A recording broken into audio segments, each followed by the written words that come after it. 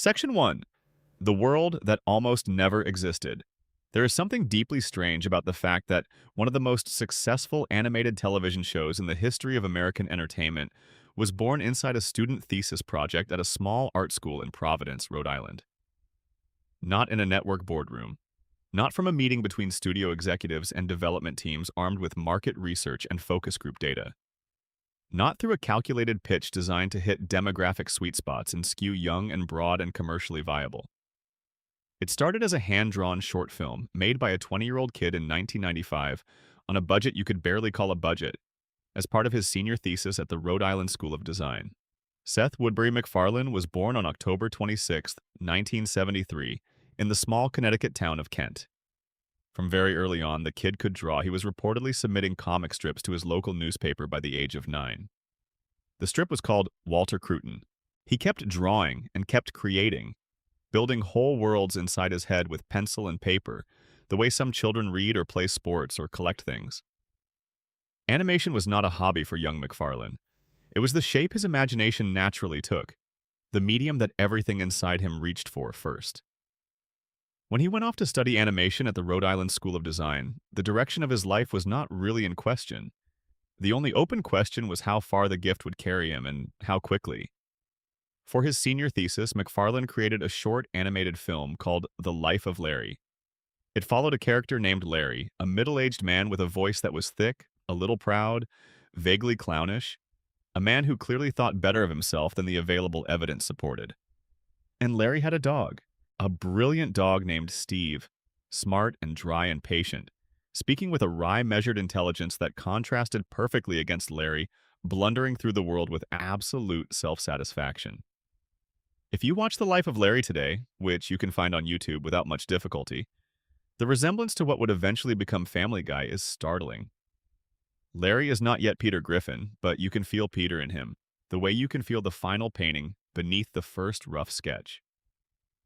Steve is not yet Brian Griffin, but that knowing, patient intelligence is already right there on the page, fully formed and waiting for the world it would eventually inhabit.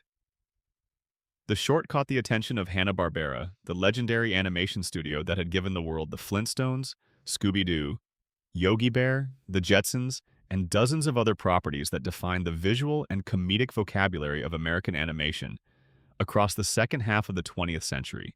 They offered MacFarlane a job 2 weeks before he even graduated. He packed up and moved to Los Angeles, and at an age when most of his classmates were trying to figure out where to send their resumes, MacFarlane was already working inside the professional animation industry at a company whose history stretched back to the dawn of American television. At Hanna-Barbera, he worked on shows produced through the What a Cartoon anthology program on Cartoon Network, including Dexter's Laboratory and Johnny Bravo, both of which would go on to significant cultural lives of their own.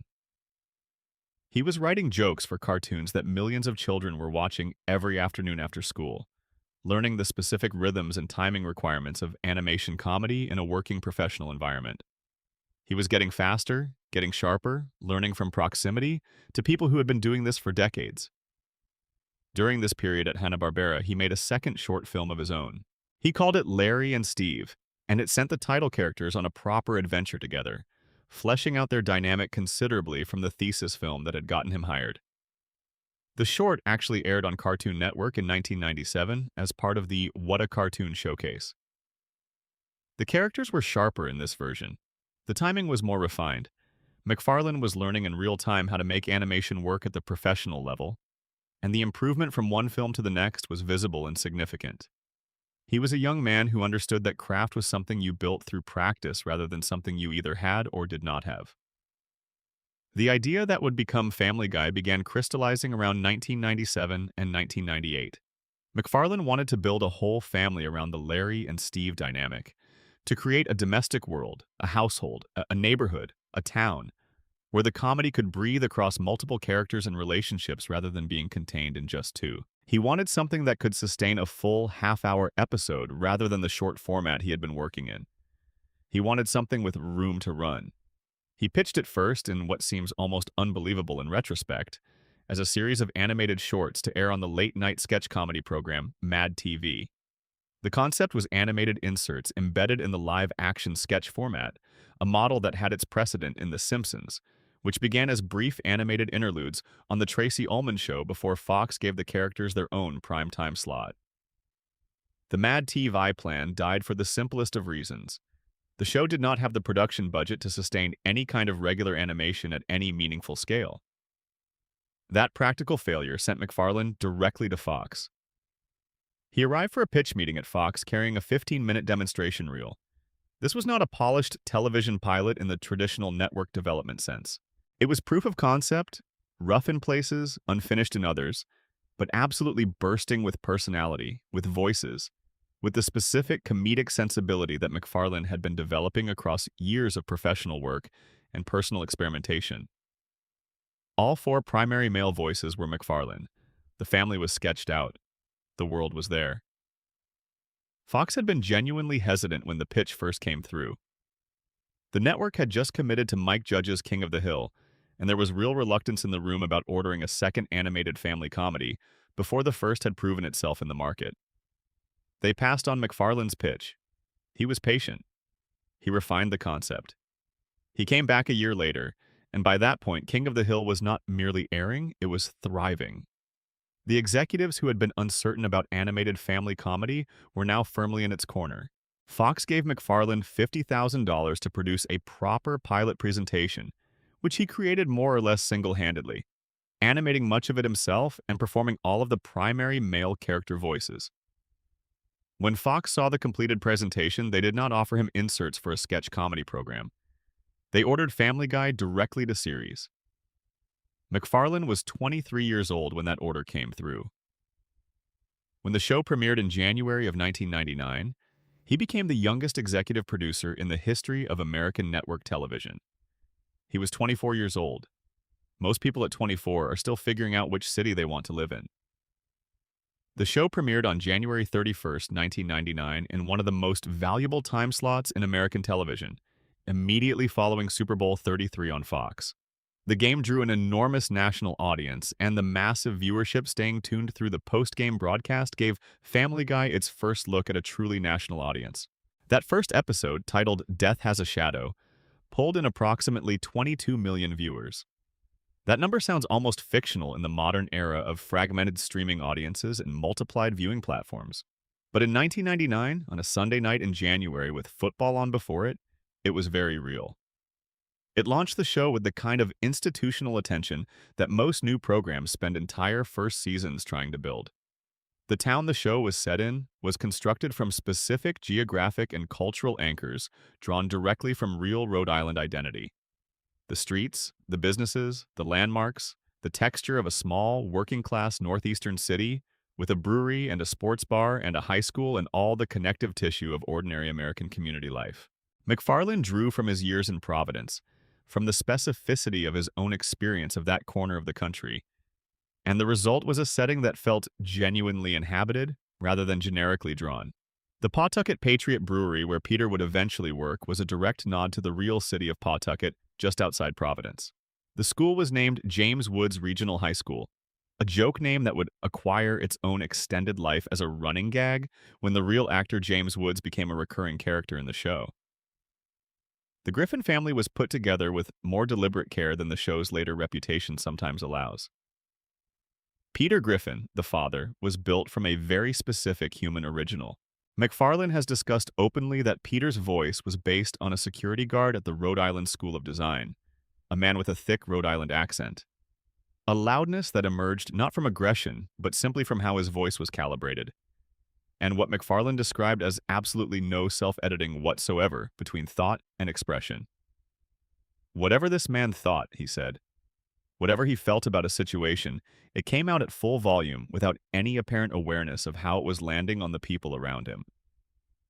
MacFarlane and his friends at school would imitate the accent among themselves, finding the combination of bluster and obliviousness irresistible. When it came time to build an animated character around that voice, everything else followed. Lois Griffin was constructed as Peter's essential counterpart, the person who could see clearly in a household where almost nobody else could. She came from money.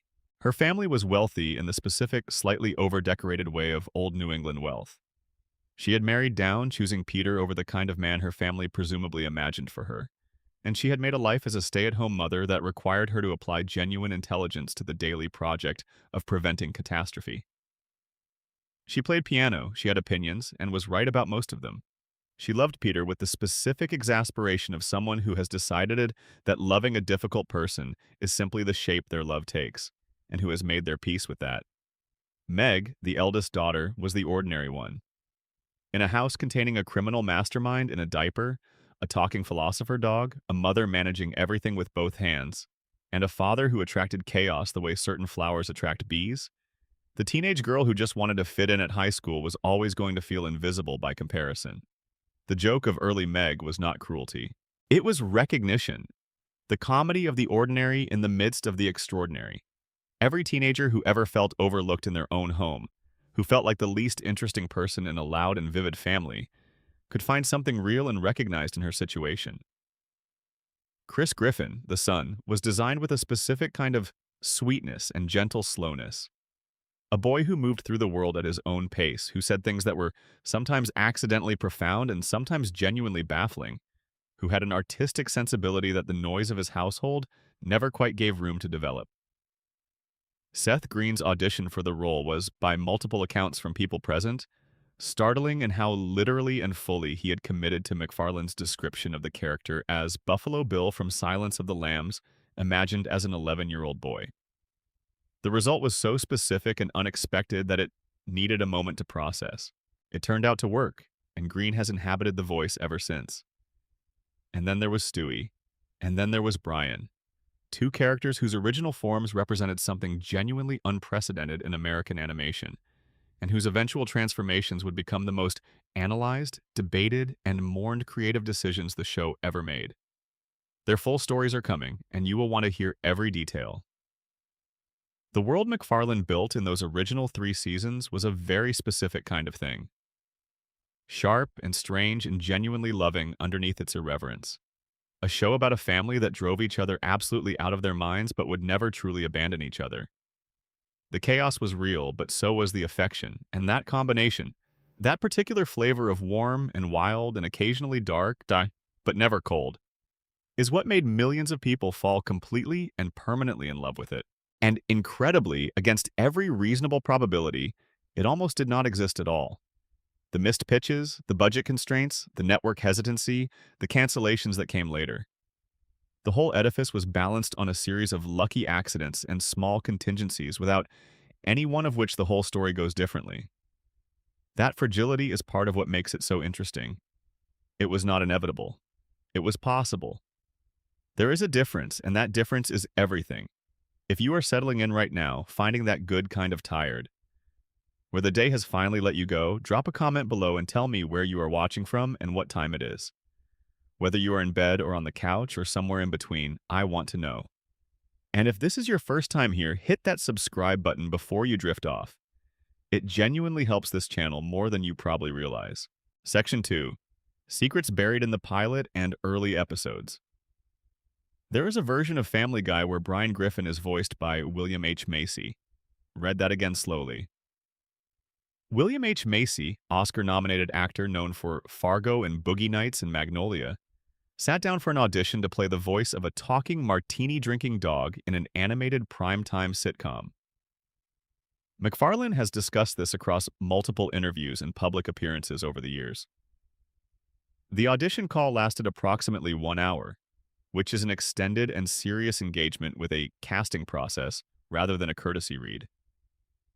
Macy brought his own interpretation to the character, something distinct from what McFarlane had already laid down in the pilot reel. Fox was genuinely interested in the possibility. The prestige value of a recognizable theatrical film actor in an animated property was something the network understood the commercial logic of completely. The reason it did not happen was a combination of the practical and the sentimental. McFarlane's version of Brian had already been embedded in the pilot presentation that Fox had watched and approved. The executives had spent months with that specific vocal interpretation of the character in their ears. They had formed an attachment to it, to the particular warm, slightly mournful, dry-witted intelligence of McFarlane's reading. That was difficult to override with a fresh take, however good that fresh take might have been. The network's feeling was that changing the voice now would cost more in terms of established character identity than it would gain in terms of celebrity casting value. McFarlane kept the role, and Brian Griffin, as the world knows him, came into being. The show's original intended home was far more obscure than primetime Fox.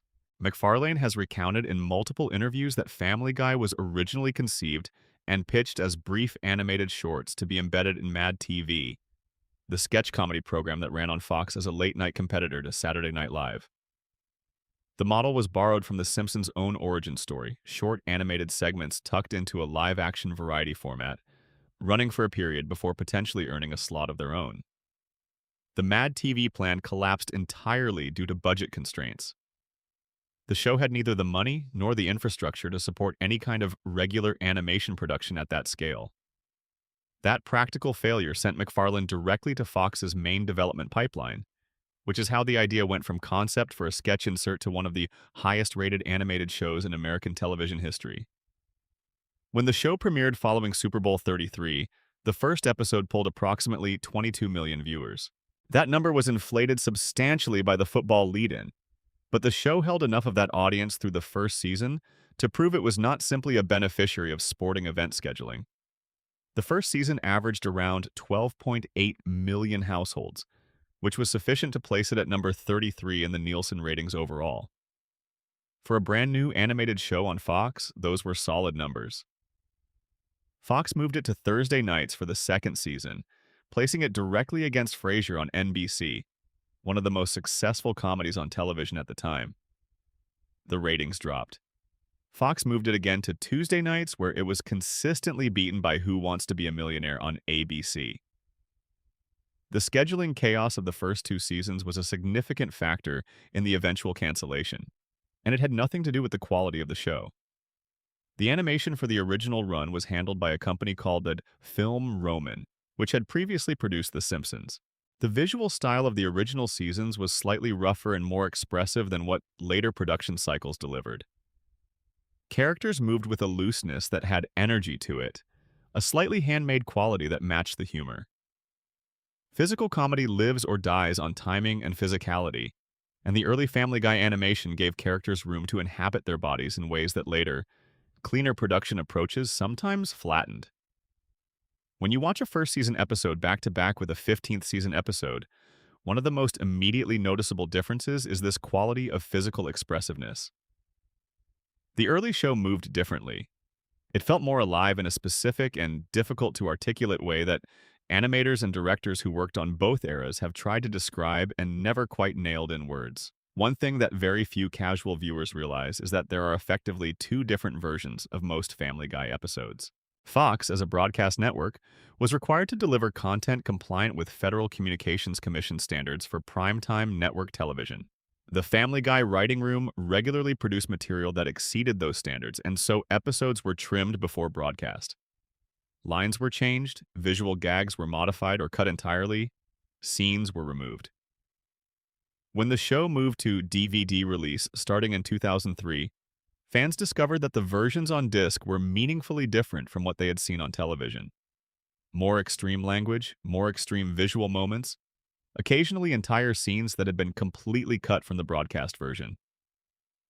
For a certain kind of dedicated viewer, rewatching the show via DVD became a secondary archaeological project, hunting for the differences between what Fox had shown them and what had actually been created inside the writer's room. The table read is one of the most important and least publicly discussed elements of the show's production process. A table read is a stage in script development where the complete script is performed aloud by voice actors in front of an assembled audience, and the reactions of that audience are used to evaluate which jokes are landing and which need revision. Steve Callahan, who served as showrunner for multiple seasons, has described the table read as genuinely essential to quality. The key feature that made these reads useful was the deliberate inclusion of people from outside the show's regular staff. Strangers to the material who could react to it the way the eventual television audience would. The show's own writers, after months of living with the script, always found it funnier than it actually was. Bringing in objective eyes and ears provided the corrective dose of reality that kept the jokes honest and the material sharp. The writing process from initial pitch to broadcast episode takes approximately 10 months in total. The concept goes through an initial outline phase, then a first draft, then a table read, then multiple rounds of revision, then a production draft, and then the animation process itself, which requires the script to be turned into storyboards, then into animatics used to time the episode, then into completed animation rendered overseas before coming back for post-production, music, and final editing. At any given point in the year, the writing staff was simultaneously working on multiple episodes at different stages of this pipeline, breaking a story that would air in 10 months, while polishing a script airing in 6, while reviewing animation for an episode airing in 4. The logistical complexity of managing that pipeline across seasons of between 13 and 22 episodes was enormous. The show's visual universe contained carefully hidden details placed specifically for viewers who would watch multiple times, who would pause and examine backgrounds. Stewie's bedroom in the early episodes was a recurring site for this practice. In the episode Love Thy Trophy from the second season, a scene shows Stewie playing with alphabet blocks while adults talk around him. If you pause the image at the right moment, the blocks spell out Red Rum, the word that Danny Torrance writes on the walls of the Overlook Hotel in The Shining, and which is murder spelled backward. This was placed in the background of a domestic scene with no connection to horror films, present only for viewers who look carefully enough to find it. It is a tiny gift to the show's most attentive audience, the kind of creative gesture that takes extra effort and earns no public credit whatsoever. Background newspapers throughout the early episodes reward scrutiny. The fictional local newspaper appeared in numerous scenes with readable headlines that functioned as a secondary joke, track running in parallel to the main story. Some headlines commented directly on the episode's events. Others were entirely unrelated jokes. Some contained references to the show's own production history that would be meaningless to anyone unfamiliar with the credits. The most densely packed newspaper scenes could contain 4 or 5 separate jokes in the space of a single background prop visible for 2 or 3 seconds of screen time. This is the kind of comedic generosity that earns nothing commercially and exists purely because the people making it found satisfaction in putting more into the work than anyone was required to notice. The theme song sequence was built as an explicit tribute to Norman Lear, the producer responsible for All in the Family, The Jeffersons, Good Times, and Maude. An entire era of American sitcom television built around using comedy to address real social and cultural conflicts. All in the Family opened every episode with Carol O'Connor and Gene Stapleton sitting at a piano singing about the good old days, simultaneously celebrating and gently exposing the nostalgia they were expressing. The Family Guy theme, with Peter and Lois at the piano and the family gathered around, was MacFarlane's deliberate echo of that tradition. It was a signal to anyone who recognized the reference that this show understood where American television comedy came from and intended to continue the conversation. MacFarlane made history when the show premiered, not just because of what the show was, but because of how young he was. 24 years old, the youngest executive producer in network television history. He was voicing 4 major characters, overseeing the writing, providing creative direction on animation, and serving as the public face of the show simultaneously. The level of personal ownership was total, and when you watch those early episodes, you can feel it. They feel like the work of someone who cared deeply about every element of what they were making. The show also contained, from its very first season, a rich tradition of self-referential humor and meta-commentary that would become more dominant in later years, but that was present from the beginning. Characters occasionally acknowledge the strange nature of their own world. The show was willing to examine its own premises with a wry awareness that created a sense of complicity between the production team and the audience. That awareness, handled well, is one of the more sophisticated tools available to a comedy writer. Handled badly, it becomes a substitute for actually addressing problems rather than a genuine engagement with them. The early show used it well. Casting the main family voice cast involved some of the most interesting audition stories in the history of American animation. The character of Chris Griffin was described to auditioning voice actors as needing a voice that was Buffalo Bill from Silence of the Lambs imagined as an 11-year-old boy. Seth Green arrived having apparently taken that description with complete seriousness, and his reading was, according to people who were in the room, genuinely startling. It needed a moment to process whether it was brilliant or simply bizarre. It turned out to be brilliant, or at least it turned out to work in the very specific context of the show. Green has inhabited the voice across every season since. Lacey Chabert voiced Meg in the first season and left of her own accord, citing the combined workload of Party of Five and school as too much to manage alongside the recording schedule. Mila Kunis stepped into the role beginning with the second season and has voiced the character ever since, bringing to Meg a specific quality of frustrated, plaintive self-awareness that became one of the character's most consistent traits across all the changes she went through. The first cancellation arrived in May of 2000, after the second season. Fox made the decision based on declining ratings and the show's inability to hold a consistent audience across the scheduling moves it had been subjected to. The timing was particularly bitter because the third season had already been ordered, written, and partially animated. MacFarlane and the staff finished the third season knowing it might never air, that they were completing work toward an uncertain destination. Fox did eventually air the third season in a run of new episodes, beginning in the summer of 2001, but canceled the show again before the season had finished airing. The cancellation was now definitive. Cartoon Network began airing reruns of the canceled show on their Adult Swim block in April of 2003. They had acquired the rights cheaply because nobody thought a canceled show with middling original ratings was worth much. The reruns generated something extraordinary. The show became, almost immediately, the highest-rated program on the entire Adult Swim block. It was pulling numbers that the network had not seen before in that time slot. The audience that had been unable to find the show during its original network run, that had been shuffled around Fox's schedule without warning or consistency, discovered it here in the late-night cable environment and claimed it completely. DVD sales began accelerating in the same period. The first and second season sets sold over 400,000 copies each, which was an exceptional number for any television release, but particularly for a show that had technically been canceled. People were not just watching the reruns. They were buying the show and pressing it into the hands of friends. They were building an audience through word of mouth in the way that organic cultural movements build, without marketing budgets or promotional campaigns, simply through one person telling another person that something was worth their time. Fox, looking at these numbers, reached a conclusion that was commercially obvious. There was a large and passionate audience for this show that simply had not been reached effectively during its original network run. In 2004, Fox announced that Family Guy would return with new episodes in 2005.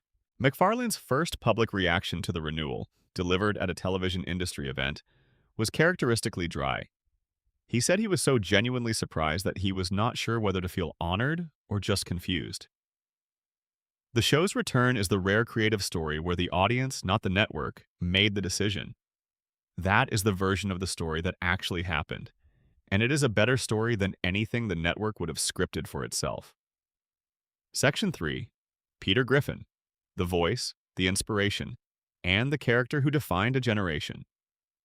The voice of Peter Griffin was built on a foundation laid by a specific real human being who had absolutely no idea that his particular way of existing in the world would become one of the most recognized vocal characterizations in American popular culture history. MacFarlane has discussed this across his public career with consistent detail. The security guard at the Rhode Island School of Design possessed a combination of qualities that struck young MacFarlane as involuntarily and irresistibly comic in a way that was not mean-spirited, but was genuinely impossible to ignore. The Rhode Island accent was thick in the specific way of that northeastern corner of the country, broadening certain vowels and softening certain consonants in a way that creates a vocal texture unlike any other American regional dialect. The voice was loud in the way of a person whose voice is simply loud, rather than in the way of someone trying to dominate a room. And the quality MacFarlane described as defining, the quality that made the voice unforgettable and usable, was the complete absence of any editing process between thought and expression. Whatever this man thought, he said immediately and at full volume, with the unshakable confidence of someone who had never been given serious reason to doubt the quality of his own judgment. There was no pause for consideration. There was no internal review. The thought formed and the mouth followed, in real time, every time.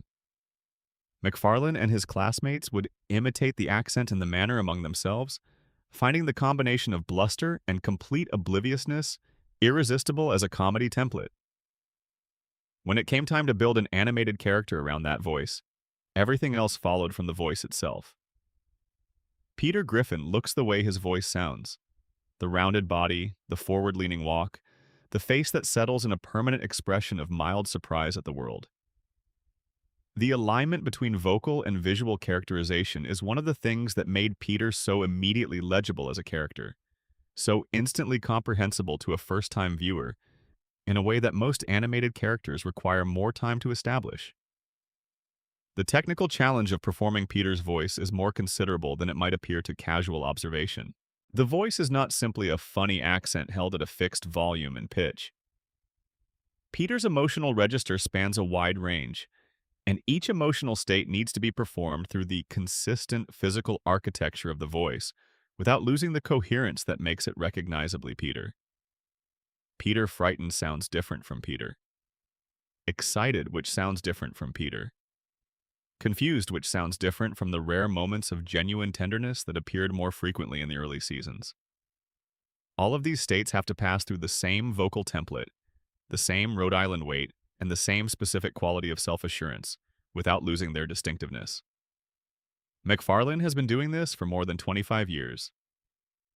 The consistency is remarkable. The recording sessions for an episode involve McFarlane moving between Peter, Brian, Stewie, and Quagmire across a session that can last several hours. These are four fully developed vocal personalities, each requiring complete commitment, each with its own register and timing and relationship to comedy. The logistics of maintaining the quality and distinctiveness of each voice across an extended recording session, while performing lines that often appear in rapid sequence or even within the same scene, are considerable. McFarlane has described his approach to his own voice as something he treats roughly, that he pushes hard, and that the production company sometimes had to be talked out of scheduling recording sessions when he was under the weather, because he knew what a compromised performance sounded like in the finished product. The famous fight sequences between Peter and the giant chicken are one of the most consistently underanalyzed elements of the early show, and they represent something genuinely unusual in the history of animated comedy. The giant chicken, whose show internal name is Ernie, though this is rarely used on screen, first appeared in a second season episode as a result of Peter's anger over an expired coupon.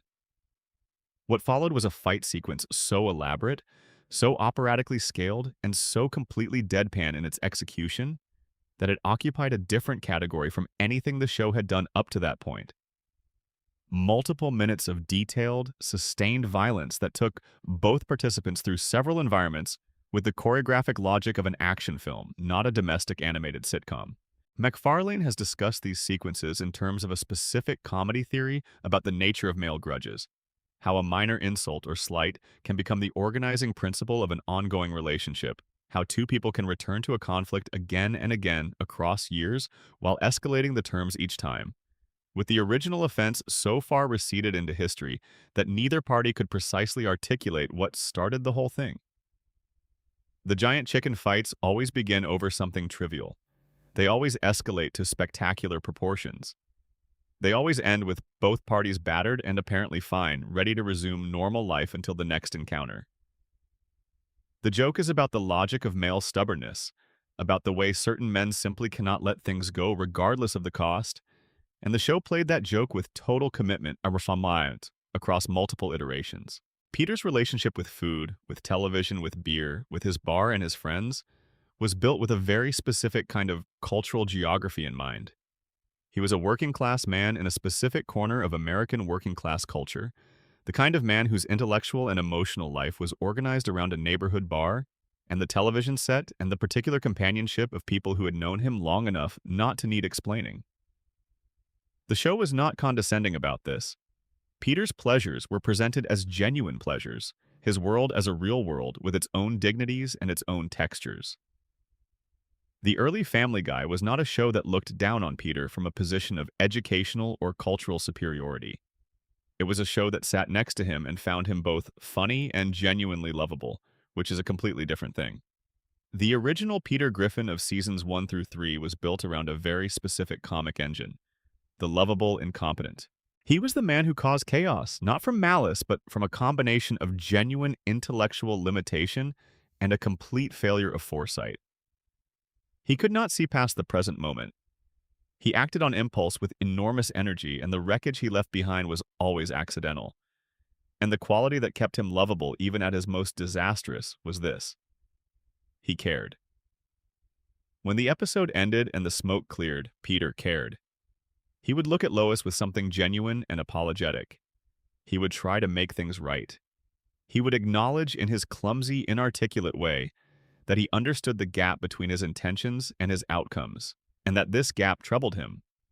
That accountability, imperfect and limited but real, was what kept early Peter Griffin on the right side of the line between comedy and discomfort. What happened to that character across the middle and later seasons of the show is one of its great and genuinely sad creative transformations. The accountability disappeared. The caring disappeared. The lovable fool became something meaner and colder. A man whose behavior toward his family became increasingly difficult to contextualize as anything other than cruelty dressed up in comedy. The man who had once apologized to Lois at the end of every episode, who had once been capable of looking at his children with something that resembled love even through all his failures, gradually became a person who seemed to find the idea of consequence genuinely foreign. There is a version of Peter Griffin who loves his family and would never intentionally harm the people closest to him. And there is a version who has forgotten that he ever loved anyone. They share a name and an outline, but they are not the same character.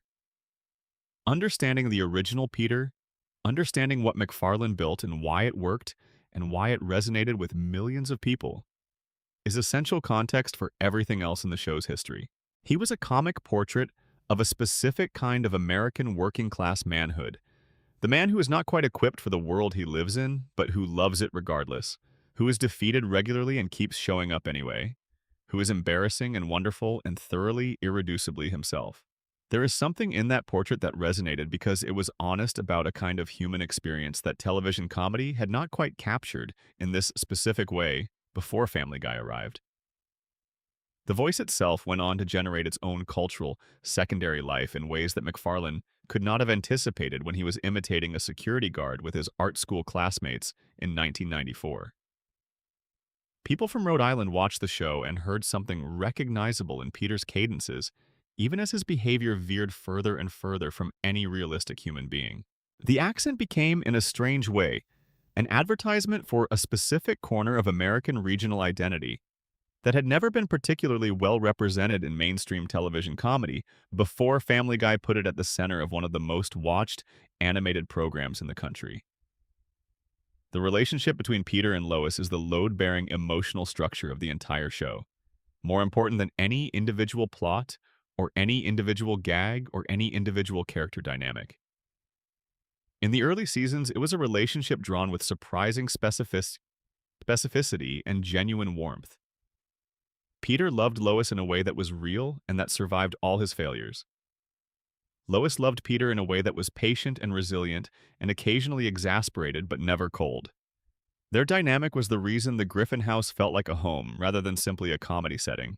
When that dynamic began to erode in the middle seasons, when their relationship became less warm and more functional, when the affection that had always been present underneath the chaos started disappearing, it was felt across the whole show even when individual episodes seemed fine on their own terms. There is one specific aspect of Peter's design that is less discussed than the voice but equally deliberate, which is the physicality of the character. Peter's body was designed to function in a specific way in physical comedy. He falls with a particular mass. He runs with a particular clumsiness. The proportions of his body, the small feet supporting the large torso, the short arms, the way his center of gravity is always slightly wrong for the situation he is in, were built to produce specific kinds of physical comedy that the animation could exploit. The early seasons made extensive use of this physical language, giving Peter's body a role in the comedy that was almost as significant as his voice. The later seasons, as the comedy shifted toward dialogue and away from physical performance, used this body less creatively. The character was being spent down, in a sense, his physical grammar no longer being given the material it needed to demonstrate what it could do. The Peter Griffin character gave McFarlane something very specific and very valuable, a character who could be the vehicle for any kind of comedy the show wanted to produce. His complete lack of self-awareness meant there was no angle of comedy he could not approach, no premise he could not enter, no situation he could not credibly land in. He was the universal key that opened any room in the comedic house. That versatility is part of what made the show so durable across its first decade, and part of what made the decline so visible when the creative quality of what they were doing with that versatility began to slip. Section 4. Brian Griffin. The dog, the alcoholism, the love, and the darkness underneath. There is a scene in the 8th season episode Brian and Stewie that almost nobody remembers exists because it represents a version of the show so different from what the series had become by that point, that its existence seems almost like a mistake, like a transmission from another program that accidentally landed in this one. Brian and Stewie are locked in a bank vault over a weekend. A mechanical failure has sealed them in, and there is no way out until Monday morning. There are no other characters in the episode. There are no cutaway gags, no celebrity parody, no musical number, no physical comedy set piece. For 22 minutes, it is two animated characters in an enclosed space having an honest conversation about their lives. And during that conversation, Brian reveals that he keeps a gun in a safety deposit box inside that vault. He has kept it there for years. He keeps it because there are moments, quiet moments, dark moments, in the middle of certain nights when he has had enough to drink that his defenses are down and the accumulated evidence of his failures is the loudest thing in his head when he thinks about using it. He says this plainly, not melodramatically, not with the kind of performed emotional weight that television uses to signal that a serious moment is happening. He says it the way people speak about things they have never said aloud to anyone before, which is to say, carefully with pauses, with an awareness that the words are doing something irreversible just by being spoken. Stewie's reaction to this revelation is one of the most quietly devastating things the show ever put on screen. He does not panic. He does not produce a comic response. He just sits with it, in the way you sit with information that changes the geometry of how you understand someone you love. It is one of the most genuinely affecting moments in the entire 25-year history of the show. And it exists in almost complete isolation from everything around it, an island of genuine emotional risk in a sea of safer choices. The novel was the most sustained and emotionally resonant running joke in Brian's early characterization, and calling it a joke understates what it was. The unfinished novel is one of the most universal symbols in the cultural vocabulary of creative aspiration and creative paralysis. The thing you believe you have inside you, the thing you have been promising yourself and everyone around you for years. Existing permanently in the near future, never quite becoming real, gathering psychic weight with every passing year, it remains unfinished. Brian's novel was not funny only because the premise of a dog writing a novel is absurd. It was funny and touching because everyone who has ever had a version of an unfinished novel in their life understood exactly what it meant that Brian could not finish his. The pages existed. The intention was real. The gap between the intention and the completed work was something that the show returned to again and again because it was a gap that never closed. The physical construction of Brian as a character was built on a productive ambiguity that the show exploited with considerable skill in its early seasons. He was technically a dog, a white Labrador if the breed is pinnable from his design. He stood upright on two legs and had humanly expressive hands and face. He drove cars, attended parties, read literature, had opinions about wines and films and political candidates. But in the early seasons, he occasionally reverted to dog behavior in ways the show played for a very specific kind of comedy. The fleas, the instinctive reactions to certain stimuli, the moments when the animal substrate surfaced through the crust of studied sophistication. These jokes were funnier for existing within a character who worked so hard to pretend that substrate was not there, who had built his entire sense of self on the distance between himself and ordinary dogs, and who could not quite maintain that distance under certain specific conditions. The question of who could hear and understand Brian in the show's universe was handled with surprising consistency in the early seasons. The standard rule was that adults could generally process Brian's speech, but that most people filtered his contributions through their own assumptions about what a dog was likely to say, which meant they often did not fully register what he was actually saying. With Stewie, the situation was different and specific. Brian was the one being who could reliably hear and engage with Stewie's dialogue, while most other characters registered Stewie's speech as baby sounds. This made Brian structurally essential to Stewie in a way that went beyond friendship. He was the only bridge between Stewie's actual interior life and the world surrounding him. The bridge made Brian necessary, and necessity became closeness, and closeness became love. Their friendship became, from approximately the fourth season onward, the emotional center of the show. The road to episodes, which sent them on adventure together in broad parodies of various genres and historical periods, became some of the most consistently celebrated things the show produced across its entire run. Road to Rhode Island in the second season, Road to Europe in the third, Road to the North Pole in the ninth. Each of these episodes functioned as a kind of temporary escape from the show's normal constraints, a space where these two characters could be fully themselves in an environment that was actively challenging them, and the results were reliably among the best television the show produced. Brian's unrequited feeling for Lois was handled in the early seasons with a delicacy the show rarely brought to its romantic subplots. He had feelings for her. This was established early and returned to periodically across the first several seasons. But those feelings were the feelings of someone who understood exactly what they meant and exactly what acting on them would cost, who had enough self-awareness to recognize the complexity of his situation and enough loyalty to Peter to hold the feelings completely at bay. It was a quiet ache rather than a plot driver. And because the show kept it quiet, it added a layer of complexity to every scene Brian shared with Lois, a background warmth that the audience knew was there even when the characters themselves never directly addressed it. In the later seasons, this restraint disappeared, and what had been a source of subtle depth became a source of explicit discomfort. The decision to kill Brian in the 12th season, in the episode Life of Brian aired on November 24th, 2013, generated a public reaction whose scale demonstrated something the show's own writers apparently needed the demonstration to believe, that these characters, despite everything that had happened to them across years of the show's middle period, still occupied a place in the emotional lives of the audience that was genuinely significant. Brian was struck by a car in front of the Griffin house. The scene was sudden and brief. There was no extended farewell, no heroic sacrifice, no carefully constructed departing scene. He said goodbye to the family in the hospital. He told them he loved them.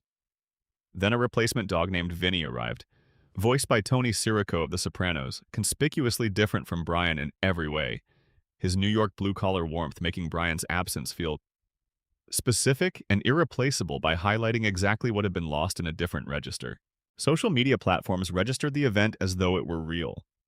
Petitions demanding Brian's return gathered tens of thousands of signatures within the first week. Major news organizations ran stories about the death of a fictional animated dog as a genuine cultural event. McFarlane's reflection, offered in a subsequent interview, captured the production team's own surprise. He said they were all very surprised that people still cared enough about the character to react that strongly. That specific word, surprised, is the most revealing element of the statement. A show fully attuned to its own emotional relationship with its audience would not have been surprised by a reaction of that magnitude. The surprise was itself a kind of evidence. Brian returned on December 15, 2013, in the Christmas episode. Stewie, using his time machine, traveled back to the moment before Brian was struck and pulled him out of the path of the car. 21 days. That was how long Brian Griffin was dead in broadcast time. 21 days between the episode of his death and the episode of his return. In television time, he was dead for exactly one episode between his death and his resurrection. The mechanics of the return involved a time machine that the show had used throughout its run, which the production team had known existed when they wrote the death. If Brian can always be retrieved from the past, then Brian can never truly be dead. The speed of the reversal, less than 3 calendar weeks, shaped how the whole sequence was ultimately understood. The dominant interpretation was that the death had been a manufactured event, a ratings play built around the November sweeps period. That reading may not capture every dimension of the actual creative decisions, but it reflects something true about how the event was experienced by an audience that had been watching the show long enough to know the difference between a story being told and an audience being played. What makes Brian's story finally sad is not what was done to the character in the middle and later seasons. It is what was there in the beginning. The flawed, melancholy, genuinely loving dog who kept his gun in a bank vault because certain nights were too dark to face alone. The writer who could never finish his novel. The friend who was the only person in the world who could hear Stewie's actual voice. That character was one of the finest things the show created, and the show treated him carelessly because it had come to take him for granted, which is perhaps the most human thing the show ever did. There is also a side to Brian that the show explored in concentrated doses and that deserves sustained attention: his alcoholism. Brian drank in every episode across the show's entire run. In the early seasons, this drinking was background color, consistent with the character's studied adult sophistication: the martini on the counter, the wine at dinner, the particular way he reached for a drink when a conversation was getting uncomfortable. But across the middle seasons, the show began engaging with Brian's drinking as something darker, something less decorative and more defining. There were episodes where Brian's decisions while intoxicated caused real harm. There were scenes where the drinking was clearly something he could not stop rather than something he was choosing. The character carried a form of self-destruction that the show was never fully comfortable naming directly, hovering at the edge of a genuine portrait of alcoholism without quite committing to looking at it straight on. The tragedy of Brian Griffin, finally, is that the show built a character capable of real depth, capable of genuine feeling, capable of the kind of honesty about human darkness that most animated comedy never attempts, and then used that character primarily to deliver the writer's political opinions and react to whatever topical issue had crossed the news that week. The depth was still there underneath, surfacing occasionally in moments like the bank vault scene, but it was no longer the point. That gap between what the character was capable of and what the show was using him for is one of the saddest stories in the show's long history. Section 5. Stewie Griffin, Evil Genius. Secrets, the weapons, and what was given up. The voice of Stewie Griffin was built on a foundation of specific reference and then elaborated into something entirely new. MacFarlane has identified Rex Harrison, the English stage and film actor who won an Academy Award for playing Professor Henry Higgins in My Fair Lady, as a primary influence on the vocal characterization. Harrison possessed a particular quality of aristocratic English diction, a clipped precision that made contempt sound like considered judgment and dismissal sound like intellectual position-taking. He spoke as if the world were constantly failing to meet a standard he had set in private and was too dignified to state publicly, but not quite too dignified to suggest through the precise calibration of his tone. MacFarlane took that quality and asked a simple question. What if this voice lived in a 1-year-old baby who was genuinely smarter than everyone around him and genuinely angry about it? The answer was Stewie Griffin, and the comic premise was both simple and, it turned out, nearly inexhaustible for its intended run. The contrast between the voice, refined and threatening and thoroughly adult, and the body it occupied, small and rounded and incapable of independent locomotion in the normal world, dressed in a yellow onesie and a red bow tie, was the engine of the joke. But the joke had depth because the intelligence behind the voice was real. Stewie was not a baby imitating adult speech patterns. He was a being who genuinely possessed the cognitive architecture that the voice implied.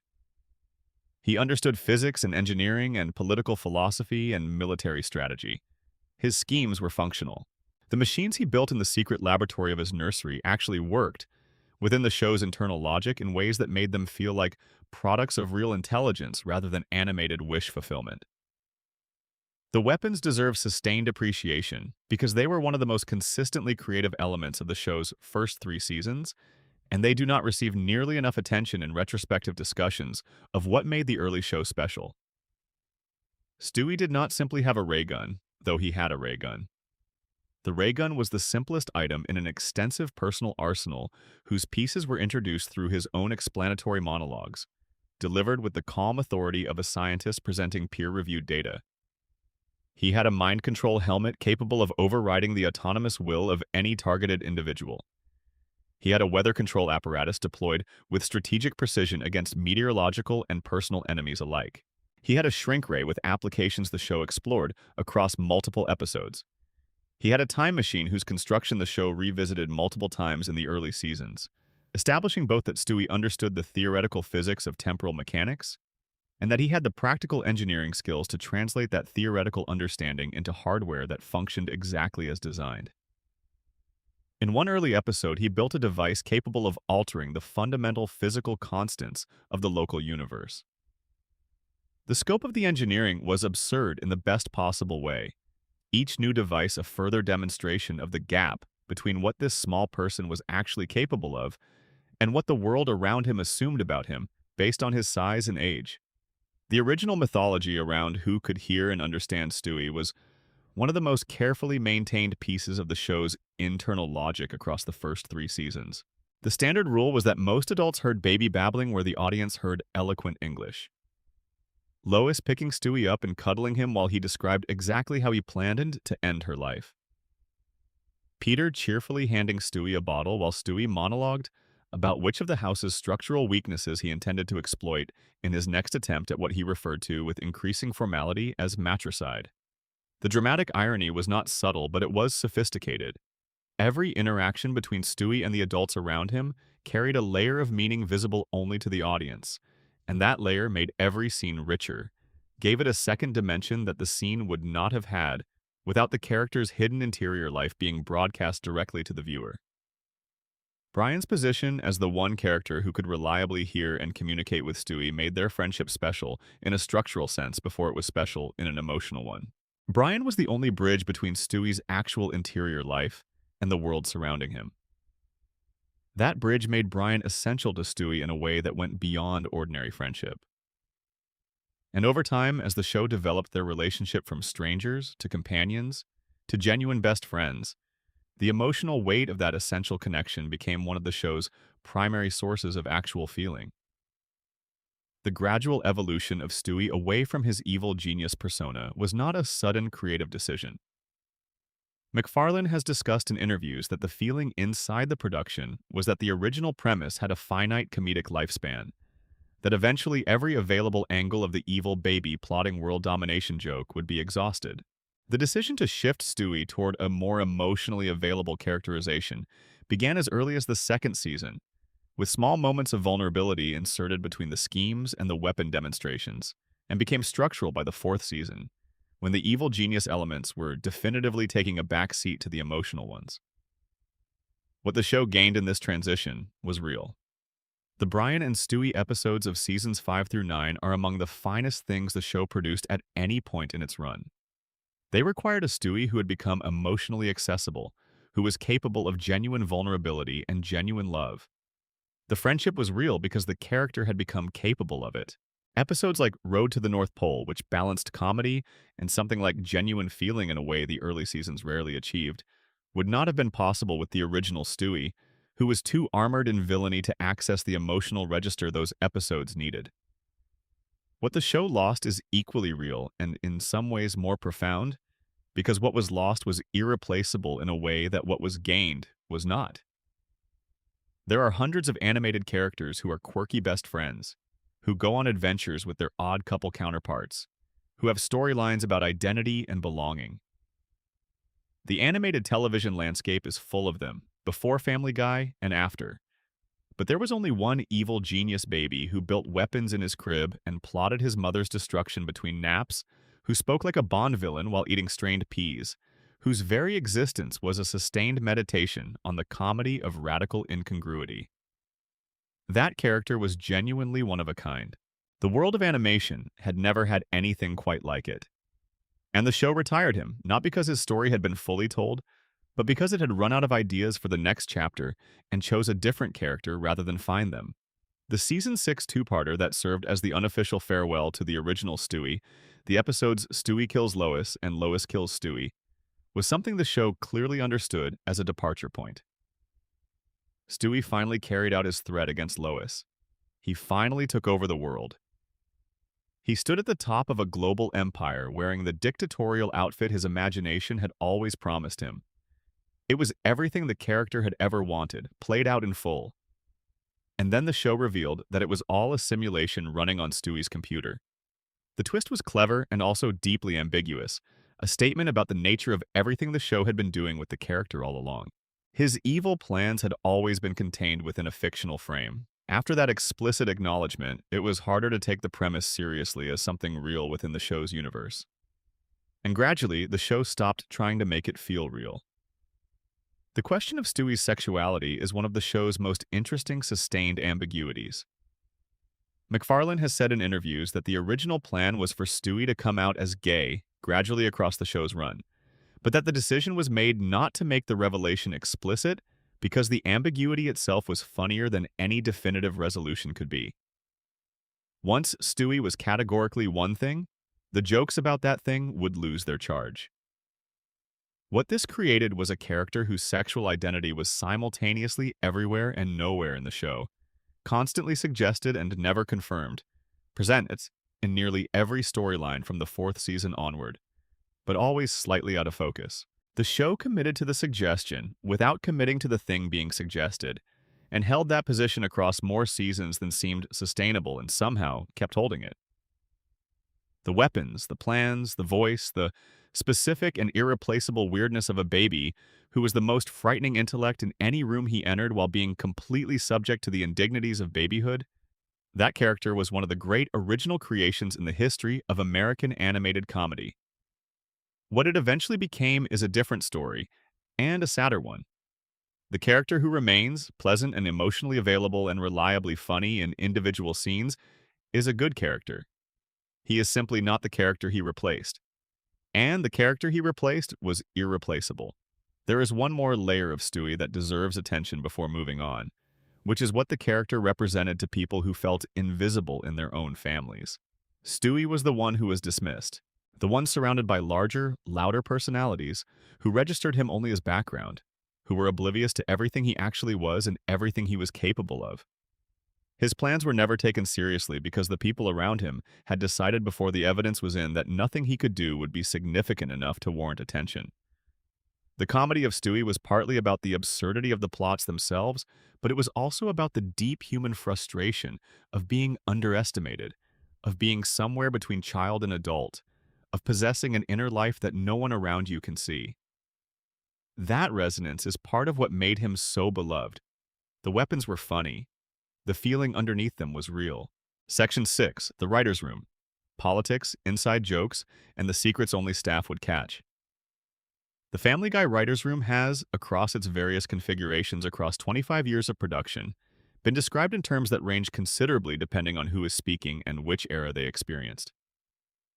Former writers have called it both the most creatively invigorating environment they ever worked in and one of the most chaotic and uneven. The range of those descriptions probably reflects genuine variability across different seasons, as much as it reflects the difficulty of characterizing any creative environment with a single verdict. Because a room that works brilliantly under one showrunner and one set of circumstances can feel completely different when those circumstances change. What is documentable is the basic structure of how it operated in the early years. MacFarlane's involvement was total and personal. He was not the kind of showrunner who provided general direction and trusted the staff to execute. He was in the room, on the script, in the recording booth, in conversation with animation directors, present at every stage of the production process, in a way that created a specific and consistent creative identity for the early seasons that was unmistakably his. When he stepped back from day-to-day involvement around 2011, the identity of the room changed. Not because the people who remained were less talented, but because a room's identity comes from who is at its center, and when the center changes, the room changes with it. The original writing team MacFarlane assembled for the first season included Chris Sheridan, Danny Smith, Gary Janetti, Neil Goldman, Garrett Donovan, Matt Weitzman, Ricky Blitt, and Mike Barker. These writers helped define the tone and comedic sensibility of those earliest episodes in ways that remained visible in the show's character and texture, even after many of them had moved on. The show's rocky early history, being canceled twice in its first 3 years, disrupted this team significantly. Each cancellation scattered the writing staff. Writers found other jobs, moved to other shows, began other projects. They could not be expected to wait indefinitely for a show that might never return. When the show came back in 2005, it was with a substantially different writing room, and different rooms bring different sensibilities. The naming of characters after actual writers was built into the show from the beginning as a tradition that became one of the show's most personal inside jokes. Neil Goldman, one of the recurring supporting characters at the high school, the awkward nerdy classmate who carried an unrequited torch for Meg, was named after an original Family Guy writer. The practice of embedding real names into the show's fictional world created a private archaeology for viewers who paid attention to the credits. This was partly tribute and partly in joke, the kind of gesture that builds a specific culture within a production company, a shared sense of membership and continuity that distinguishes people who are truly part of the enterprise from people who merely work on it. The show's political content evolved in a traceable way across its history that is worth mapping in detail because the trajectory tells you something about how the room's own priorities were changing. In the first 3 seasons, political material appeared as one ingredient among many in a broad comedic world where nothing was exempted from scrutiny. The show was willing to aim at multiple directions simultaneously. Political figures from both parties received mockery. Political positions of various stripes were subjected to the same irreverent examination, without the show appearing to operate from a settled ideological home base. The comedy was functioning as genuine satire, using humor to expose the gap between what political actors claimed and what they were doing, without privileging one side's claims over another's. Starting in the revival period and accelerating across the middle seasons, this balance shifted in a way that became noticeable to viewers who had been watching since the beginning. Brian Griffin became the primary vehicle for political content, and his reliably liberal positions became, over time, less the perspective of a character with a view and more the show's own ideological voice operating through a convenient, fictional mouthpiece. The distribution of satirical mockery became less even. Entire scenes were devoted to Brian delivering speeches on whatever political issue the writers wanted to address that week. Speeches that felt less like natural dialogue and more like editorials delivered by an animated proxy. Even viewers who agreed with the positions being expressed found the format increasingly difficult to engage with, because a character who exists primarily to deliver correct opinions is not quite a character anymore. The writing staff went through significant demographic changes across the show's run that had direct creative consequences visible in the finished product. For most of the middle seasons, the room was composed predominantly of men. The consequences of this demographic fact were most visible in the treatment of female characters and most concentrated in the character of Meg Griffin. People who worked on the show have said directly in subsequent interviews that the escalating cruelty toward Meg in the middle seasons was something that went largely unchallenged in the writing room, because the people in the room were not the demographic being targeted by the jokes. The cruelty was not visible to the people perpetuating it in the same way it was visible to the people watching it. When women were added to the writing staff in more significant numbers around the 14th season, the nature of Meg's storylines began to change in measurable ways. The cruelty softened. Meg was given episodes where she was competent, where she fought back, where she had agency rather than just absorbing what was done to her. The correlation between who was in the room and what appeared on screen was direct and undeniable. The show made extensive use of self-referential humor across its run, jokes that acknowledged the show's own existence, that broke the fictional frame to comment on the production itself, that referenced the show's controversial history and creative choices. This meta-awareness was present from the beginning, but became much more dominant in the later seasons. Characters would acknowledge they were on a TV show. They would reference the show's declining quality in terms that were sometimes more accurate than flattering. They would make jokes about Fox, about the writers, about the fact that the series had been running for an implausibly long time with the same people doing the same things. Some of this material was genuinely funny and demonstrated that the show retained its capacity for self-awareness even as some of its other capacities were diminishing. But meta-commentary on a problem is not the same as addressing the problem. A show that makes jokes about its own declining quality while continuing to decline has made a specific choice about what it values, and that choice is legible to the audience even when the jokes that contain it are landing. The show seemed to have concluded that laughing at what it had become was a substitute for trying to become something different, and that conclusion, once made, became self-reinforcing. The music of Family Guy is one of its most underappreciated elements, and one that receives almost no attention in discussions of the show's history. Walter Murphy, the show's composer, created original music for every episode across the show's entire run, a commitment to musical craftsmanship that was unusual for an animated sitcom. The show used music with unusual sophistication, employing large orchestral arrangements for emotional scenes, specific period-appropriate musical textures for joke sequences, and original songs written for specific episodes that occasionally crossed from the fictional universe into actual cultural life.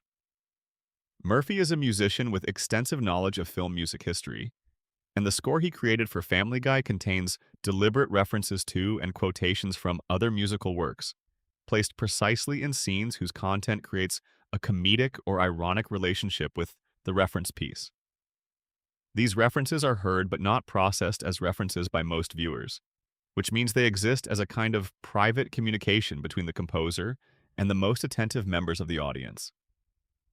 The culture around the table read remained one of the last functional quality control mechanisms as the show moved into its later seasons. As long as genuinely outside observers were brought into those reads, as long as their reactions were given honest weight in the revision process, there was a check on the gradual insularity that affects any creative enterprise that has been running long enough to start believing its own mythology. The shows that maintained this discipline longest stayed the sharpest. The ones that abandoned it in favor of the room's own self-assessment drifted in ways that became visible to audiences before they became visible to the people making them. There is a wall in the main writer's room at the production facility that, according to former staff members who have discussed the room in subsequent interviews, served as a kind of running record of the room's internal culture across the years.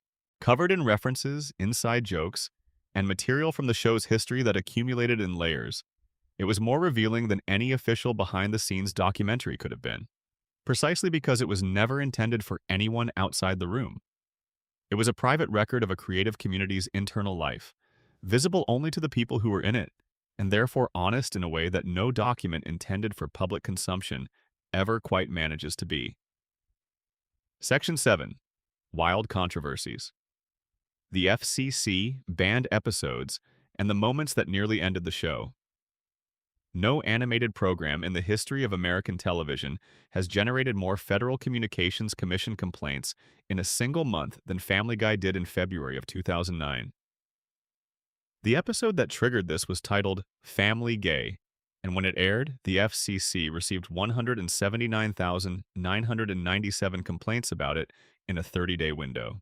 To put that number in context, the month immediately before the episode aired, the FCC had received 505 total complaints about Family Guy. The episode's airing increased that number by a factor of roughly 356 times in a single month. The episode's central premise involved Peter Griffin temporarily identifying as gay after receiving an injection of a so-called gay gene as part of a medical experiment, then returning to his original identity when the experiment ends. The complaints came from two directions that rarely find themselves aligned on anything. LGBTQ advocacy organizations objected to the premise of homosexuality being treated as something injectable and reversible, an implicit argument about the nature of sexual orientation that they found medically false and culturally harmful, while religious and conservative organizations objected to what they characterized as the episode's positive and normalized portrayal of a gay relationship during the period in which it was in effect. The show had managed to anger people on precisely opposite sides of a significant cultural debate with the same 22 minutes of television, which, depending on your perspective, is either a mark of thoroughgoing recklessness or a perverse kind of accomplishment that very few programs could claim. MacFarlane's public response to the controversy was measured and slightly arch, suggesting that the strong reactions on both sides were evidence that the subject matter was being engaged with seriously rather than dismissed, and that serious engagement with contested topics was what the show had always attempted to do. The FCC reviewed the complaints and ultimately took no enforcement action against the episode. This outcome was consistent with the show's entire history with the FCC, which had received thousands of complaints about Family Guy over the years and had never found grounds for meaningful enforcement action against any episode. The story of partial terms of endearment is one of the strangest chapters in the show's history, not because of what the episode contained, but because of what happened to it after it was completed. The episode was produced as part of Season 8, written and animated and scored and delivered to Fox for broadcast in the spring of 2010. It dealt with surrogacy, specifically with Lois agreeing to serve as a surrogate mother for a couple who cannot conceive on their own. The subject matter was handled with more care than the show typically applied to politically sensitive material, engaging with questions about reproductive rights and bodily autonomy, with something approaching genuine nuance rather than simply using the topic as a vehicle for shock value. Fox refused to air it. The network made this determination based on a reading of the political climate around reproductive issues at that specific moment, and a judgment that the episode would generate controversy the network did not want to manage. The episode was completed, technically broadcast ready, reviewed and approved by the production, and simply shelved without ever reaching American television. It aired in the United Kingdom on BBC Three in June of 2010. It was released on a standalone DVD in the United States, completely separate from the regular season DVD sets, so that viewers who wanted to see it had to seek it out deliberately. For years, it remained unavailable on any American streaming platform. It was not available on the major platforms, even as every other Family Guy episode joined those services. It existed in a kind of official limbo, acknowledged as existing, available in specific physical form, but treated as too combustible for normal distribution through normal channels. The episode is, by the account of writers who worked on it, among the most carefully considered pieces of work the show produced in its middle period. The refusal to air it was not based on quality or on standards compliance in the traditional sense. It was a purely political calculation made by a network responding to external pressure it did not want to engage with. Whether that decision reflects appropriate corporate sensitivity to audience concerns or simple institutional cowardice in the face of controversy is a question different viewers will answer differently, but the decision itself and its consequences are documented and uncontested.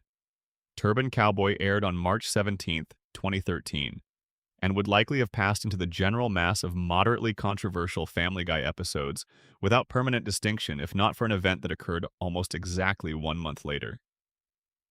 The episode involved Peter befriending a Muslim man and, through a sequence of misunderstandings, becoming inadvertently associated with a terrorist cell, a premise the show handled in its characteristically broad and irreverent way. On April 15, 2013, the Boston Marathon bombing killed 3 people and injured hundreds more.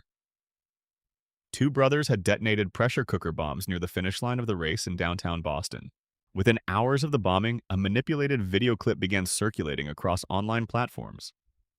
Someone had taken footage from 2 entirely separate scenes within the March episode, neither of which involved actual terrorism, and edited them together to create the false appearance that the episode had depicted Peter winning the Boston Marathon by killing other runners with a bomb.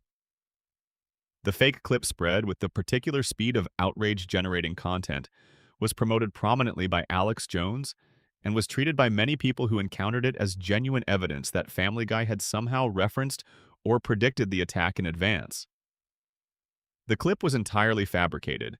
The 2 scenes it combined were unrelated within the actual episode, and the editing had created a sequence that did not exist in any version of the broadcast material.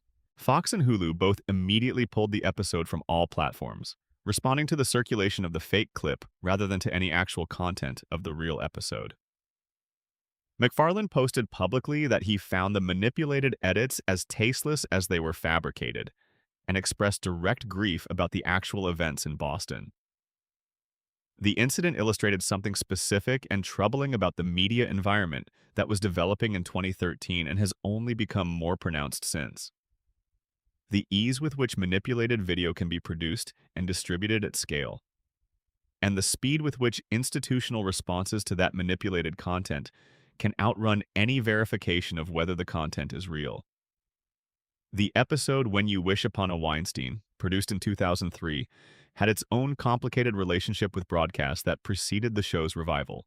The episode involved Peter Griffin, frustrated with his inability to manage money, concluding that what he needs is a Jewish financial advisor, and having a positive experience with a Jewish neighbor named Max Weinstein, followed by a scheme to have Chris circumcised without Lois's knowledge. The episode contains a musical number that addresses Jewish stereotypes about financial acumen with a directness that made the network deeply uncomfortable. Fox refused to air the episode during the show's original run, citing concern about the portrayal of Jewish stereotypes in ways the network was not confident would be received as satire rather than as endorsement. The episode eventually aired on Cartoon Network's Adult Swim as part of their Family Guy rerun block, in the same period when those reruns were generating the DVD sales and audience engagement that drove the show's eventual revival. The irony that an episode Fox refused to broadcast was contributing to the audience response that convinced Fox to bring the show back is not small. The episode was later released on DVD and eventually entered the regular broadcast rotation after the revival, though it arrived years after it was originally produced.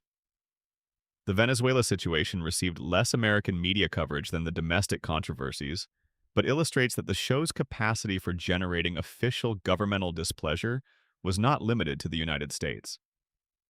An episode involving Peter's interactions with Venezuelan characters generated a formal objection from the Venezuelan government, with a Justice Ministry official citing the episode as an example of American cultural programming, promoting values contrary to Venezuelan national identity. The show's production company did not issue a substantive response, which was probably the only reasonable course. The show had never shown particular concern about official governmental reactions to its content in any jurisdiction. The Parents Television Council named Family Guy as the worst primetime show on American television in their annual reports in 2000, 2005, and 2006. The organization compiled detailed complaint dossiers about specific episodes, organized letter-writing campaigns to the show's advertisers, and lobbied the FCC to take enforcement action. McFarlane's response to this sustained attention was consistently dry and consistently public. He said on multiple occasions that the PTC's complaints were a reliable indicator that the show was doing what it was supposed to do, that comedy that never disturbed anyone was not really trying to be comedy, and that a family animated sitcom with no actual edge was a contradiction in its own terms.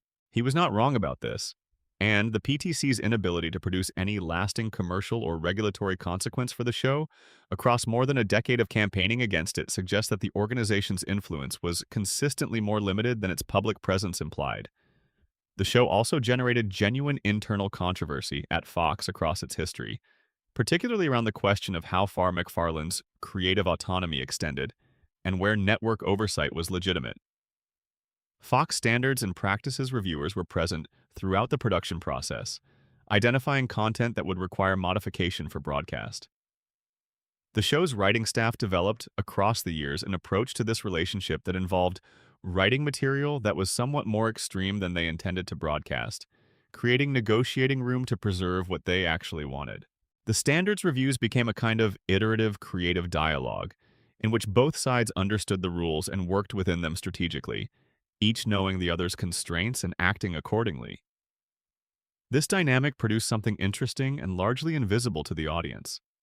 A show that was regularly testing the edges of what broadcast television would permit, episode after episode across more than 2 decades, without ever quite crossing into territory where the FCC would have grounds for meaningful action. The equilibrium was maintained through a combination of creative calculation on the production side and institutional pragmatism on the network side. And it is part of what gives certain periods of the show's run a specific kind of energized quality that later episodes, in the streaming era when broadcast standards are essentially irrelevant, sometimes lack. The constraint was generative. The pressure produced a different quality of attention than freedom would have. Section 8. Celebrity feuds, behind-the-scenes drama, and the wars. The show picked James Woods first appeared as a character on Family Guy in the 2nd season, voiced by himself, and the conceit was simple and gleefully mean. James Woods, the actor, was an egomaniac who would follow any trail of candy placed in front of him down any corridor and into any situation. The joke was rooted in a real-world reputation that Woods had developed through years of difficult press coverage, and Woods, to his credit in that moment, appeared to find it genuinely funny.